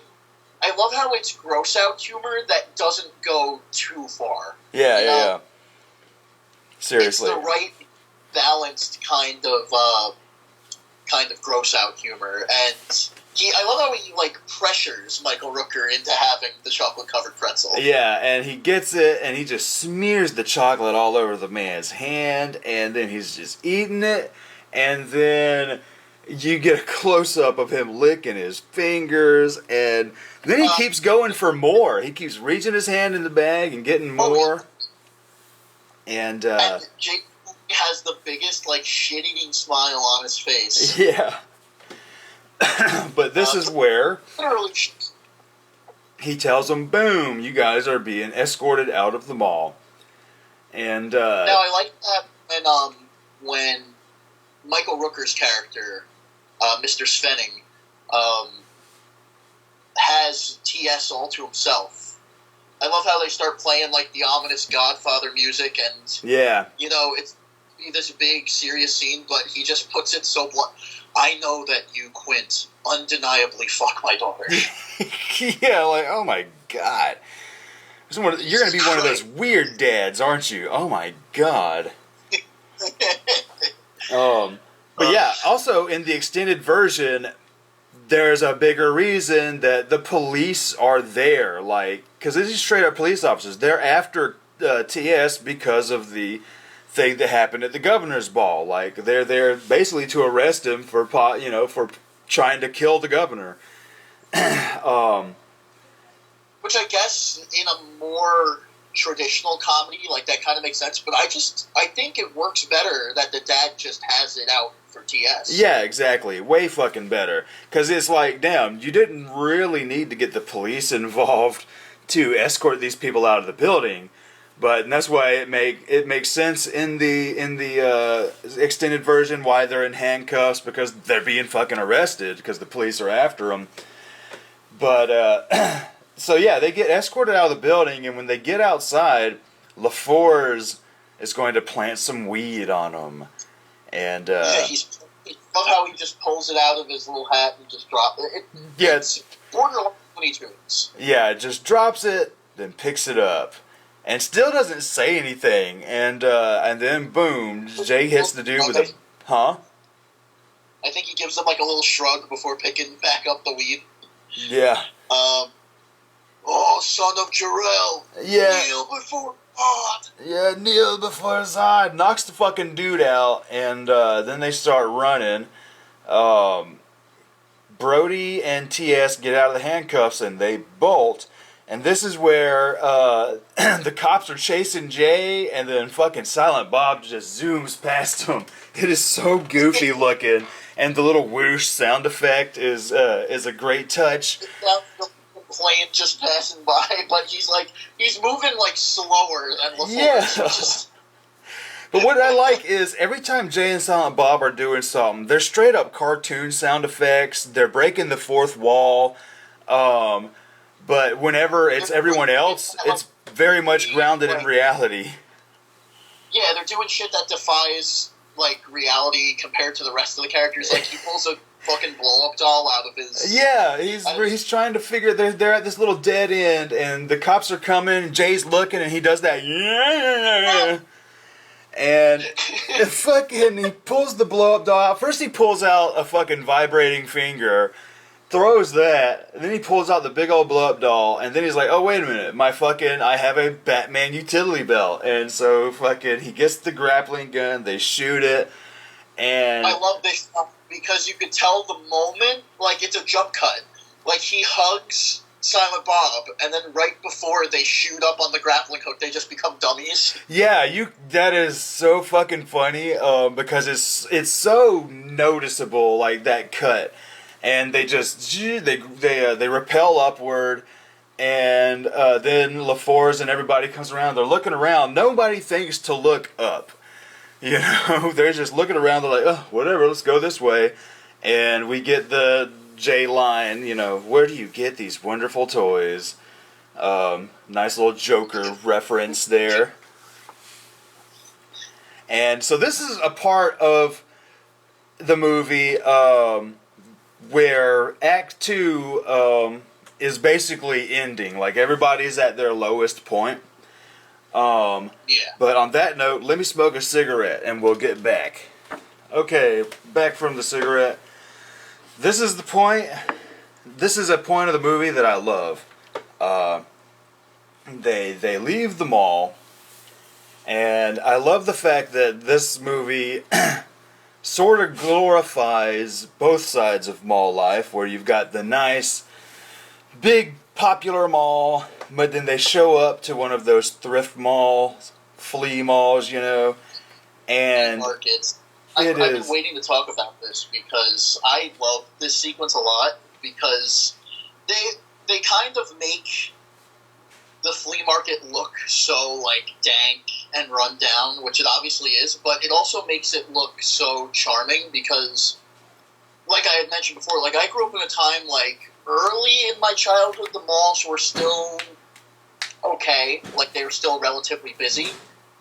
But as I've gotten older, I've noticed, like, the traffic in the malls kind of, like, depletes and then becoming less and less of a commodity. But flea markets have always been something, like, I've loved visiting, looking around, because it literally is just, like, one man's trash is the other man's treasure. Yeah, because you can find some serious gems. We have a handful of thrift malls just like this here. One of them is huge. It's called Joey's Thrift Mall.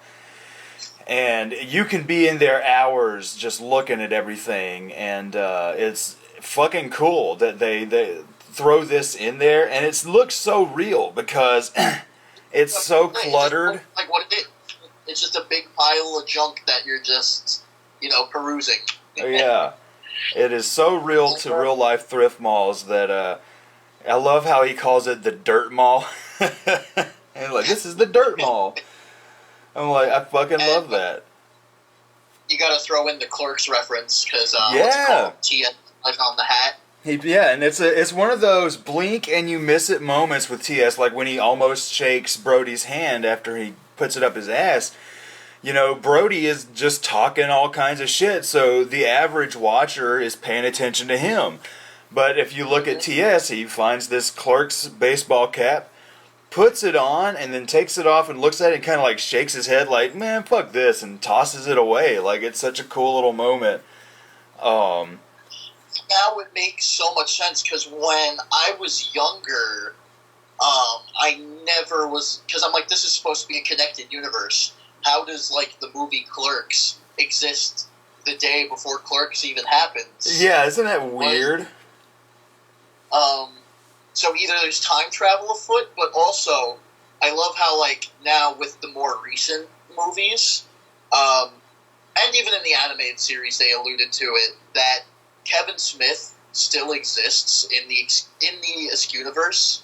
Yeah. Like, the filmmaker Kevin Smith is still making movies, like, based on these people's lives for some reason.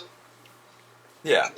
So I guess in this universe, the Chasing Amy movie is just like a comic book adaptation of what's her name? Alyssa Jones's comic. Yeah. But yeah, as the series goes along, like, you start to see that there's Silent Bob, but, like, Kevin Smith is a character in here. So now I look back on that scene and I'm like, alright, I guess it kinda makes sense. A little bit. But overall, like, not even trying to overthink it like that, it's just a fun little reference. Yeah, fun little nod. And, yeah, so they're going through this thrift mall, and it's like fucking, you know, I'm like, look at all this cool shit you could be going through. And they decide to Yeah. go to this fortune teller, the topless fortune teller, and they're sitting down, they're talking to her, and Brody at first is all into it, and TS is like, man, this is bullshit. And then she's like, $58.60, and he's like, I'll pay you back. So fucking TS has to pay for it. And she takes... And what I love about this is TS is reluctant to pay for it. Yeah, but he's then like... by the end of the session, he's the one who, like, gets the most out of it. Yeah, like, he is not having this shit. He's like, this is bullshit, it's a waste of money. Brody is all into it. But then she takes off her damn shirt, and she's got a third nipple there. And so now Brody's flipping out like, what the fuck, this is disgusting. But TS is getting into it. He's believing everything the fortune teller is saying. And really taking into it. And fucking Brody is just goddamn mesmerized. And he's like, fucking the third nipple. And TS is like, what? I didn't even notice. But then at the end of that, goddamn, this was weird to me though. It's always been weird to me, right? They walk out. She rips the fake nipple off, and she says it works every time. And then she puts it in her mouth. Yeah, she eats it. Like, why? I would assume, because I've been, like, if you go to somewhere like Spencer's or, raunchy stores like that, like, they have, like, the candy nipples and stuff like that. So I always assumed, like, she just had, like, bags and bags of candy nipples that she just, like, plopped on and took off. But, yeah, I really like the, that it's an obvious ruse, but it still kind of works out for our character. Like, it's kind of that... Yeah, it gives them that motivation to go back and try harder. Where it's like, you didn't do shit, but it ended up helping. And she even drops the accent, like, halfway through. Like, she starts just getting real with them. Yeah. So, yeah, that gives them the motivation to go back to the mall. And isn't right when they're leaving the thrift store, that's when he punches the dude? No, I think it's when they get back to the mall. And they're walking in, going over a plan, and that guy just runs up. Hey, man, I heard you broke up with Brandy Spinning. Boom, knocks him the fuck out. Fucking... So they get back into the mall with a brand new plan.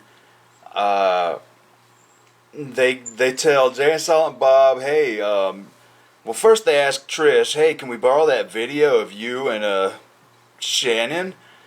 And fucking... She's like, okay, so she has to go get the video, and they're gonna get Silent Bob to put that tape in this random VCR that is like duct taped up at the, what do you call that, the rafters? What is that? Above the stage. Yeah. And I would call it. Yeah, see, this random fucking VCR just duct taped up there. I'm like, number one, what is this doing here? I don't fucking get that. Yeah, it always was just placed in a weird position, but, we gotta have a climax somehow. Yeah. So, while that is all going on, Jay is gonna get these two contestants stoned, so Brody and TS could take their place. But while that is happening, this is a part that kind of annoys me, is I love the Stan Lee scene. Alright, yeah. Brody's standing there, Stan Lee comes up and starts talking about love and stuff, and girls that got away. He's like, look at this couple, look at this couple. And Brody's getting into it and talking about it, and doesn't realize it's Stan Lee. Even when he's looking him in the face, he finally, oh, you're Stan Lee! And I'm like, yeah, you should Stan know. Lee has like a Spider-Man comic that he did. Even though, like... You should know this. Like, bro, you should have seen him coming down the hall. Like, yeah. Recognized. If you're such a big comic book geek, why, when you're 1 foot away from the guy, you don't recognize him? Like, his voice is, like... iconic alone. Unmistakable. But I think it's to have, like, that I do like that Kevin Smith has like these cartoony moments, like you mentioned with the Chainsaw Bob, but then he also has a wow, you're Stan Lee. Yeah, but that has always annoyed me because it's like this man out of any character on here should know full on instantly. And then another part that sort of annoys me is when Brody's like, "Oh, let's go over the list: Spider-Man, the Hulk," and it's like you should know that he created and wrote for these characters. I don't know if this is a Kevin move or a studio move, but it almost feels like, well, you got to let the audience know who this guy is. Exactly. Exactly. But to have Brody do this is like so cheap. Because it's like, this motherfucker knows this stuff. Batman and Robin. When did that came out? Like 97. So like this is at a time where like superhero movies were at an all-time low. So they definitely had to be like, oh yeah, say that he invented the X-Men, say that he invented Spider-Man, the Hulk. But then he finally starts asking. Then he finally starts asking the real questions. You know, like, hey, is the Thing's dork made of rock too? You know, that's what I would expect Brody to be asking. You know, and saying to Stan Lee, talking about superhero sex organs and shit. Like that makes more sense. Of Brody lines. And that's what Stan Lee says. Like, he seems to have a fascination with the sex organs of superheroes. Yeah. But, yeah, and it's even kind of weird to have him, like, round off the list when right after he does the monologue where he's like, oh, think of the Incredible Hulk and think of Dr. Doom. Like, so he's already, like, rounding off the people he's created. Yeah. And he's doing it better. Like, I actually really like that monologue. Yeah. Like, Stan Lee is great in this movie. The little bit of time he's got, like, he uses it well. And, but man, just seeing Brody, this guy who we already know is like this huge comic book guy, he should know this. Fuck. But when he starts asking those sort of ridiculous questions, that's when I'm like, that's what should have been happening the whole time. But it's there to give him some motivation to try and get Renee back. And at first you're thinking, damn, you know, Stan Lee is just talking about all this shit, you know, and then he's like, oh, you find out that he was pretty much paid. TS paid him to go say all this shit. Oh, did you talk to him? Oh, that's great. And then he gives him a true believer line, calls him a true believer. I'm like, yeah, we got true believer, but we didn't get Excelsior. Whenever I show this movie to like a new person who's never seen it, I always turn to them. I'm like, I would like give anything to have Stan Lee call me a true believer. Seriously. Like Brody could die a happy man now. Yeah, seriously. So what happens next? I think it's about time for the truth or date. Yeah, the game show is starting, and now Michael Roker is sick with diphtheria because of the stink bomb. Yeah. And he's throwing up in the barf bag, and goddamn just sick as fuck. The guy's like, should you go home? He's like, no, I'm okay. And so we see the two guys knocked out, and there's just food and candy laying all over the floor.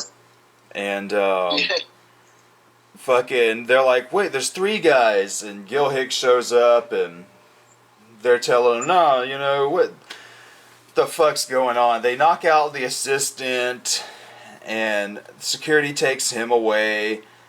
And so the game show starts, and I don't know, is this huh? What's it called? Was it TS or was it Brody who takes... One of the dudes' name was Doug, and they introduce him, and we get the fucking, do it, Doug! Yeah, do it, Doug! Fuck, yeah, I can't remember which one was Doug or the other one, but they're out there on the game show. Brandy's out there. Who is this host? Is he an actual old school host? I feel like, I was about to ask you, I feel like he is, and I'm trying to remember his name. Mallrats host. Art James plays Bob Summers. because he has the voice. Yeah, and he has the look. Like, he looks like an old school game show host. And I'm looking at him now. Yeah, he was an American game show host. Best known for such shows as The Who, What or Where Game, It's Academic, and Pay Cards. And Okay. so he was also the announcer on the game show Concentration. So that's pretty interesting. But yeah, it definitely has that look to him. And So it's Truth or Date, and it's like the classic, the girl's going to stand behind one wall, and then there's going to be the three contestants who answer questions. yeah. A voice. And so she starts off. This is another thing where it's like she starts off with TS, and like all of his answers are just sort of like dogging her out. Stuff like Yeah. maybe you shouldn't do what your daddy tells you. Shit like that. Like, goddamn, dude. Like, calm down. You're really botching this recovery. Seriously. I also want to mention Brian O'Halloran's hair in this movie. Yeah, greasy as fuck looking. Like, bro, this guy. But what's funny about it is, like, he's dressed like what you'd expect someone going on a dating show would dress like. Wearing this Like, I goofy love suit. being the compilations of, like, dating show fails. These guys, like, doing up their hair, but they look ridiculous. Yeah. And what's it called? I just love how they start, like, it goes from them, like, successfully trying to, like, do this to, like you said, TS, like, dogging her out, Brody being completely, like, insensitive for television. Yeah, and Brody. They end up setting their sights on Hicks. Yeah, like, because Brody starts off, she says, second, or suitor number 2, and he's like, could you not call me suitor number 2? It sounds like a bathroom code. Call me the second suitor. And, like, the audience is loving it. Like, the audience is all into Brody's antics. And, fucking Gil Hicks, man, she asks him a question, and he's, like, got it all planned out and says all this ridiculous shit. And like, then Brody just calls them out. I love Brian O'Halloran. Like, I wish I could see him in, like, more comedies, because you're right. Like, he's reading off a script. Well, we'll just go down to the beach, I'll put on music, and we'll boogie all night long. We'll go to this restaurant, probably so-and-so, and, like, just name-dropping the places he's gonna take her and shit. He throws in the opera. Yeah, probably this opera. Like, it's funny, too, because he even says, I'll take you to all the places you want to shop. But he's already got it in mind where they're gonna go. Like, I'll take you to all the places you want to shop at, and then we'll go eat. Probably at this place, like, well, are you gonna let her choose, or what? So Brody just fucking rakes him over the coals. That's the biggest load of bullshit I've ever heard. Yeah, now this game show is supposed to be live. This is 1995. Straight up, in real life, they're kicking his ass off. Oh yeah, they're cutting to the fucking colors at that point. Yeah, in real life in 1995, people are afraid of slips like this on national live TV. And but they're letting him get away with it for movie reasons. It's immediately kind of flinches back the moment, like, he goes there. And then I love there's the question of, it's such a fucking game show way of putting it. When we're making whoopee, what kind of sounds do you make? What the fuck is whoopee? And like when we're making love, and so I love his little sounds, his little dog noises he's making. He goes, I don't know if I want to share that information, but he goes, what, you mean like fucking? Yeah, exactly. Oh my god.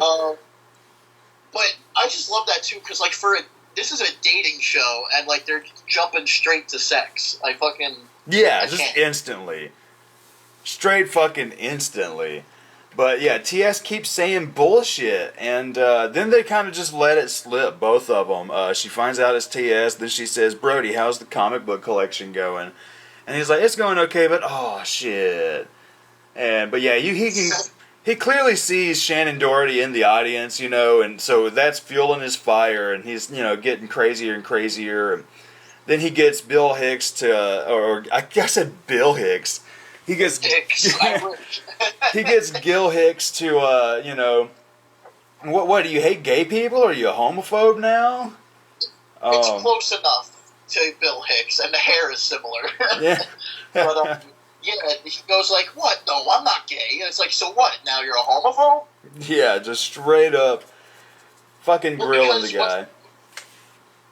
He does that one story about the plane that's about to crash, and then starts whipping out their junk and starts fucking whacking it. That's what I wanted to get to, was because he has his story at the beginning about his cousin. This about the plane's hydraulics failing. That story is so fascinating, the way he tells it.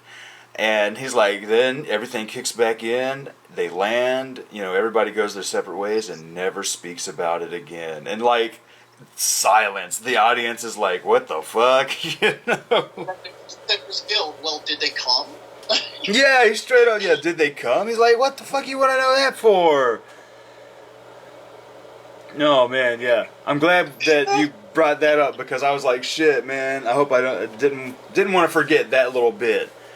Because, you know, it tells us he's probably full of random stories like this. Yeah, I was trying to remember, like, was that...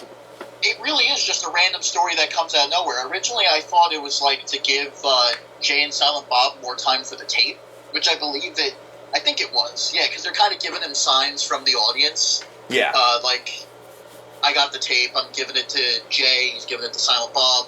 And this is when Stan Lee goes up to Willem, sees the sailboat, and it destroys Willem. He screams, and he gets out there to where the stage is, and he's like, the sailboat, this stupid sailboat. And Bob, when they drop the tape to him, he misses, he doesn't catch the tape, and it gets like lodged without of reach. And he starts trying to use his Jedi mind trick. And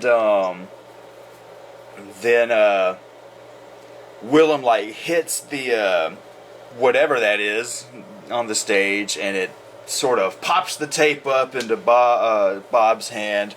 He slips it in, and this is when like T.S. and Brandy, he's already like asked her to marry her, and so their little bit's over. And this is when Brody gets up there. Brody's still going. Brody is still going. Yeah. He's now trying to get back together with Renee. And this leads to my favorite, and he's waiting for the tape to be played of Shannon, because he's trying to convince her, you know, your boyfriend's an asshole. And I love, this is my favorite Shannon line throughout the whole movie. He goes, alright, that's it. One, he drops the movie's title. He goes, alright, you're dead, Mallrat. I'm gonna fuck you up beyond repair. Yeah. I just love the way he says that. I always like wanted to edit that line into fucking Batman v Superman. Yeah. And so boom, Bob puts the tape in, and you're seeing Shannon fucking the young girl, and she is so just not into it. Like, she's like just looking at her hands and shit, and he's saying, "Call me Donnie, call me Donnie, call me." And I love the reaction. So Brody's like, that girl's only 15. The cops come after him instead of Brody. And he goes, come on. Oh, yeah. He's like, hey, come on. You know, I thought she was 25. Come on, you'd have done it too. Like, oh, shit, man. Really? Come on. And, shit. Renee gets up there. Everything is fine. And then it just straight up just cuts to, well, they tell him, no, the game show is shit. We like Brody. We like Brody. And so this is a thing that kind of fucks with me. You know, so the movie ends, and we get that, you know, the little epilogue scenes. You know, they got married at the Universal Studios, and it shows, yeah, fucking Shannon made a lot of friends in prison. His hand's there, and then you see the big hand cover his hand. You're like, yeah, he's getting what he deserves. Um, they show that Brody's got his own talk show. Exactly. With Renee as he drummer. takes over Tonight Show. And my question is, well, what happened to this? Because obviously, he's fucking running that comic book shop, Brody's Secret Stash, in Jay and Silent Bob Strike Back, and nobody calls back to him being on Tonight Show. Like, so this is what's interesting, is I don't know if it's in Strikes Back, but it's definitely in the background of Reboot when we go back to the Secret Stash, because I believe in the original Jay and Silent Bob Strike Back, like, the Secret Stash was kind of like its own shop, it's where Kevin Smith's comic book shop was. Yeah. Now, in between time, it's moved into the mall, and, on the walls in the background, we see, like, pictures of young Jason Lee, like, on The Tonight Show, like, doing his shit. Ah, so there is a bit of a callback then, huh? Yeah, it's kind of like his glory days. He just kind of hangs it up in the background. I like to imagine it didn't last too long because of how Brody is on Yeah, he's television. probably up there cussing, and, they're like, oh, we need Jay Leno back. Yeah. 90s America isn't ready for this. He hangs it up in his Secret Stash as his one accomplishment, his 15 minutes of fame. Yeah. And one of my favorite bits of the little epilogue is Willem finally saw his sailboat, and he sees it, he reads it, right? And he's like, yeah? One of my favorite... one of my favorite goddamn wall-breaking moments, man. Yeah. And then they have the Jay and Silent Bob moment with Suzanne. Yeah, foreshadowing Strikes Back, which we're going to have 2 movies in between. Like, he came up with the idea for Chasing Amy and Dogma, like, in between, and then he just completely forgot, like, what the fuck was I trying to go for with that monkey? Yeah, and then I think the payoff with the monkey shit is actually pretty good, because I'm a major Strikes Back fan, and there's a lot of fun with it. I love the orangutan scenes. So that's where, doesn't it, like, the credits roll with them walking away with the monkey? Yeah, they're just walking away with the monkey, and the monkey's name is Suzanne, and it's playing the song Suzanne from some punk-sounding band. And so the movie's over, and yeah, real fun fucking movie that was in many ways pretty ahead of its time, and Absolutely. in many other ways you can see the Hollywood bullshit. Oh, it needs to be this way. Like, when you come out of this movie, I remember, like I said at the beginning, I remember everything other than the T.S. and Brandy storyline, which is the main focus of the movie.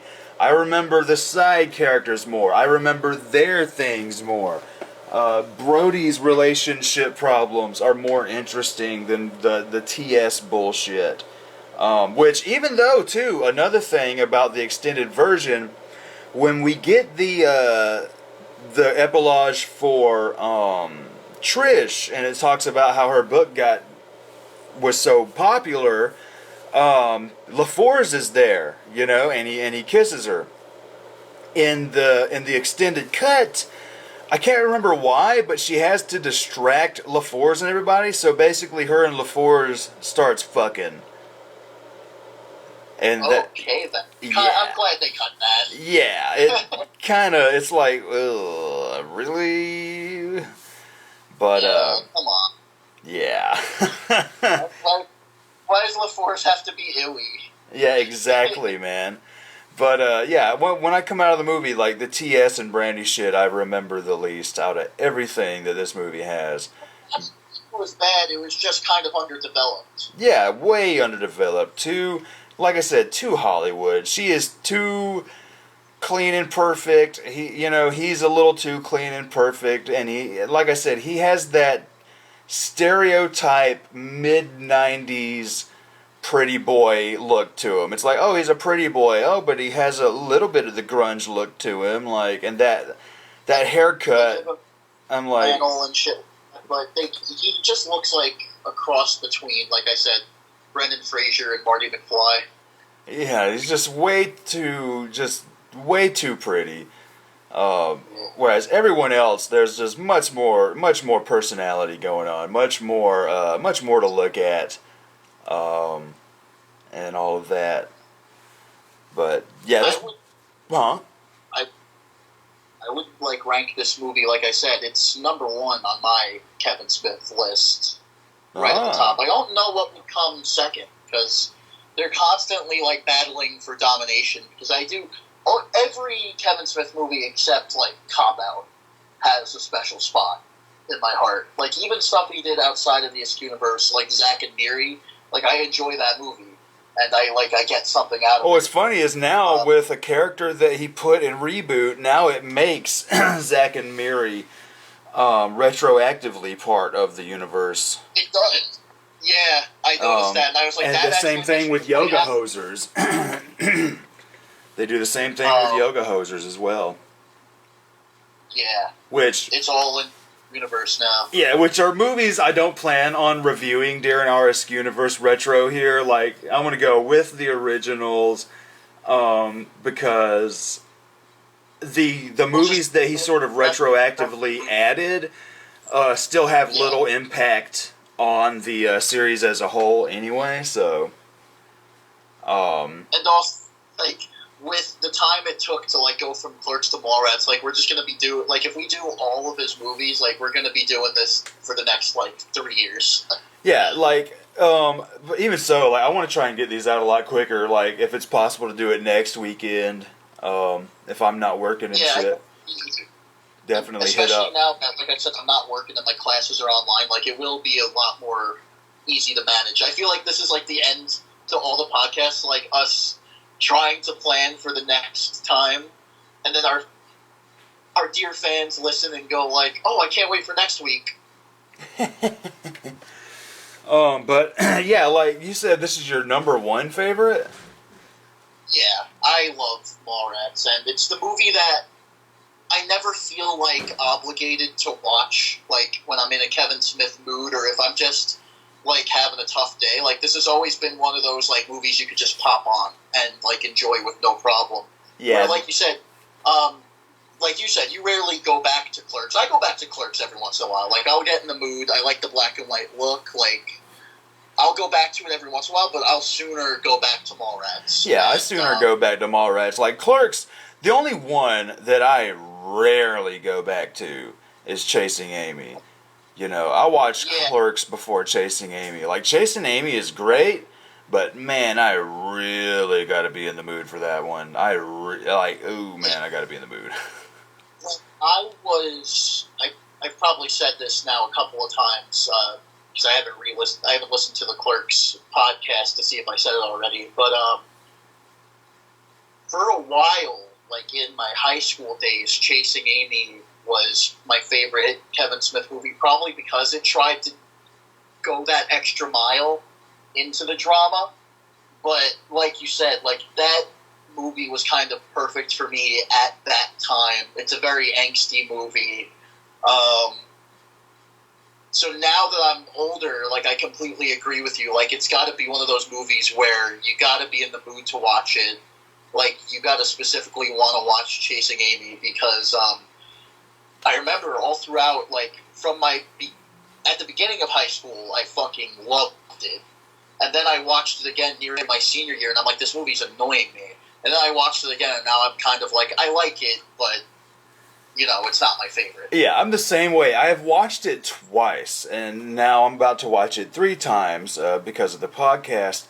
The first time I watched it was when I was really getting into these movies. I was probably in my mid-teens, and I rented it, and since I was already watching Strikes Back and Dogma and Mallrats and Clerks, like, since it wasn't really like those, I hated it. I was like, this movie sucks.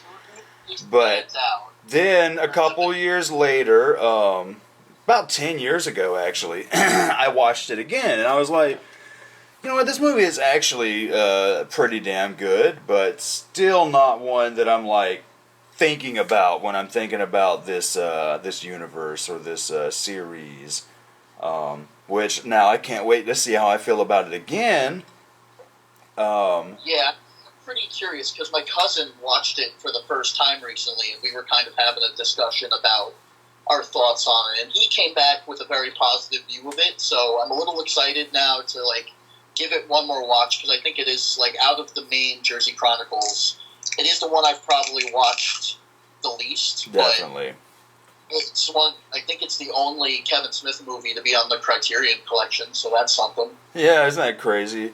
But that's the one like everyone loves, especially like dick people that are like the only good movie he made was Chasing Amy. Like I hate people that are like that, and you know they say the one that most people like most fanboys of a series don't like the dicks always gravitate toward, and it's like really you're only saying that because you know.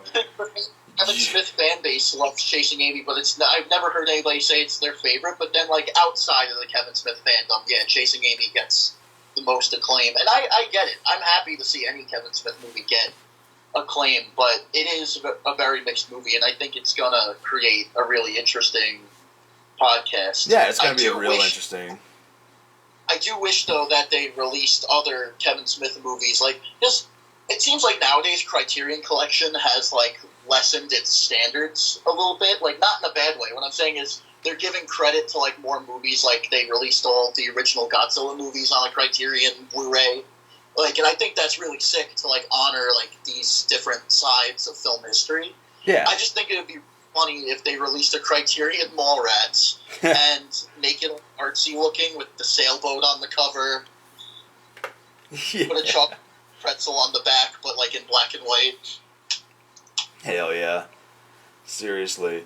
But yeah, so this definitely isn't my number one Askewniverse film, which we're getting close to it. We're getting close to it, but it's not my number one. Maybe this would be number 3. I don't know. I'm gonna have to really think about where this one sits. Yeah, thinking about like what my number 2 would be as well. Maybe possibly Dogma, because Dogma is one of Kevin Smith's like all around like best made films. Yeah, Dogma's phenomenal.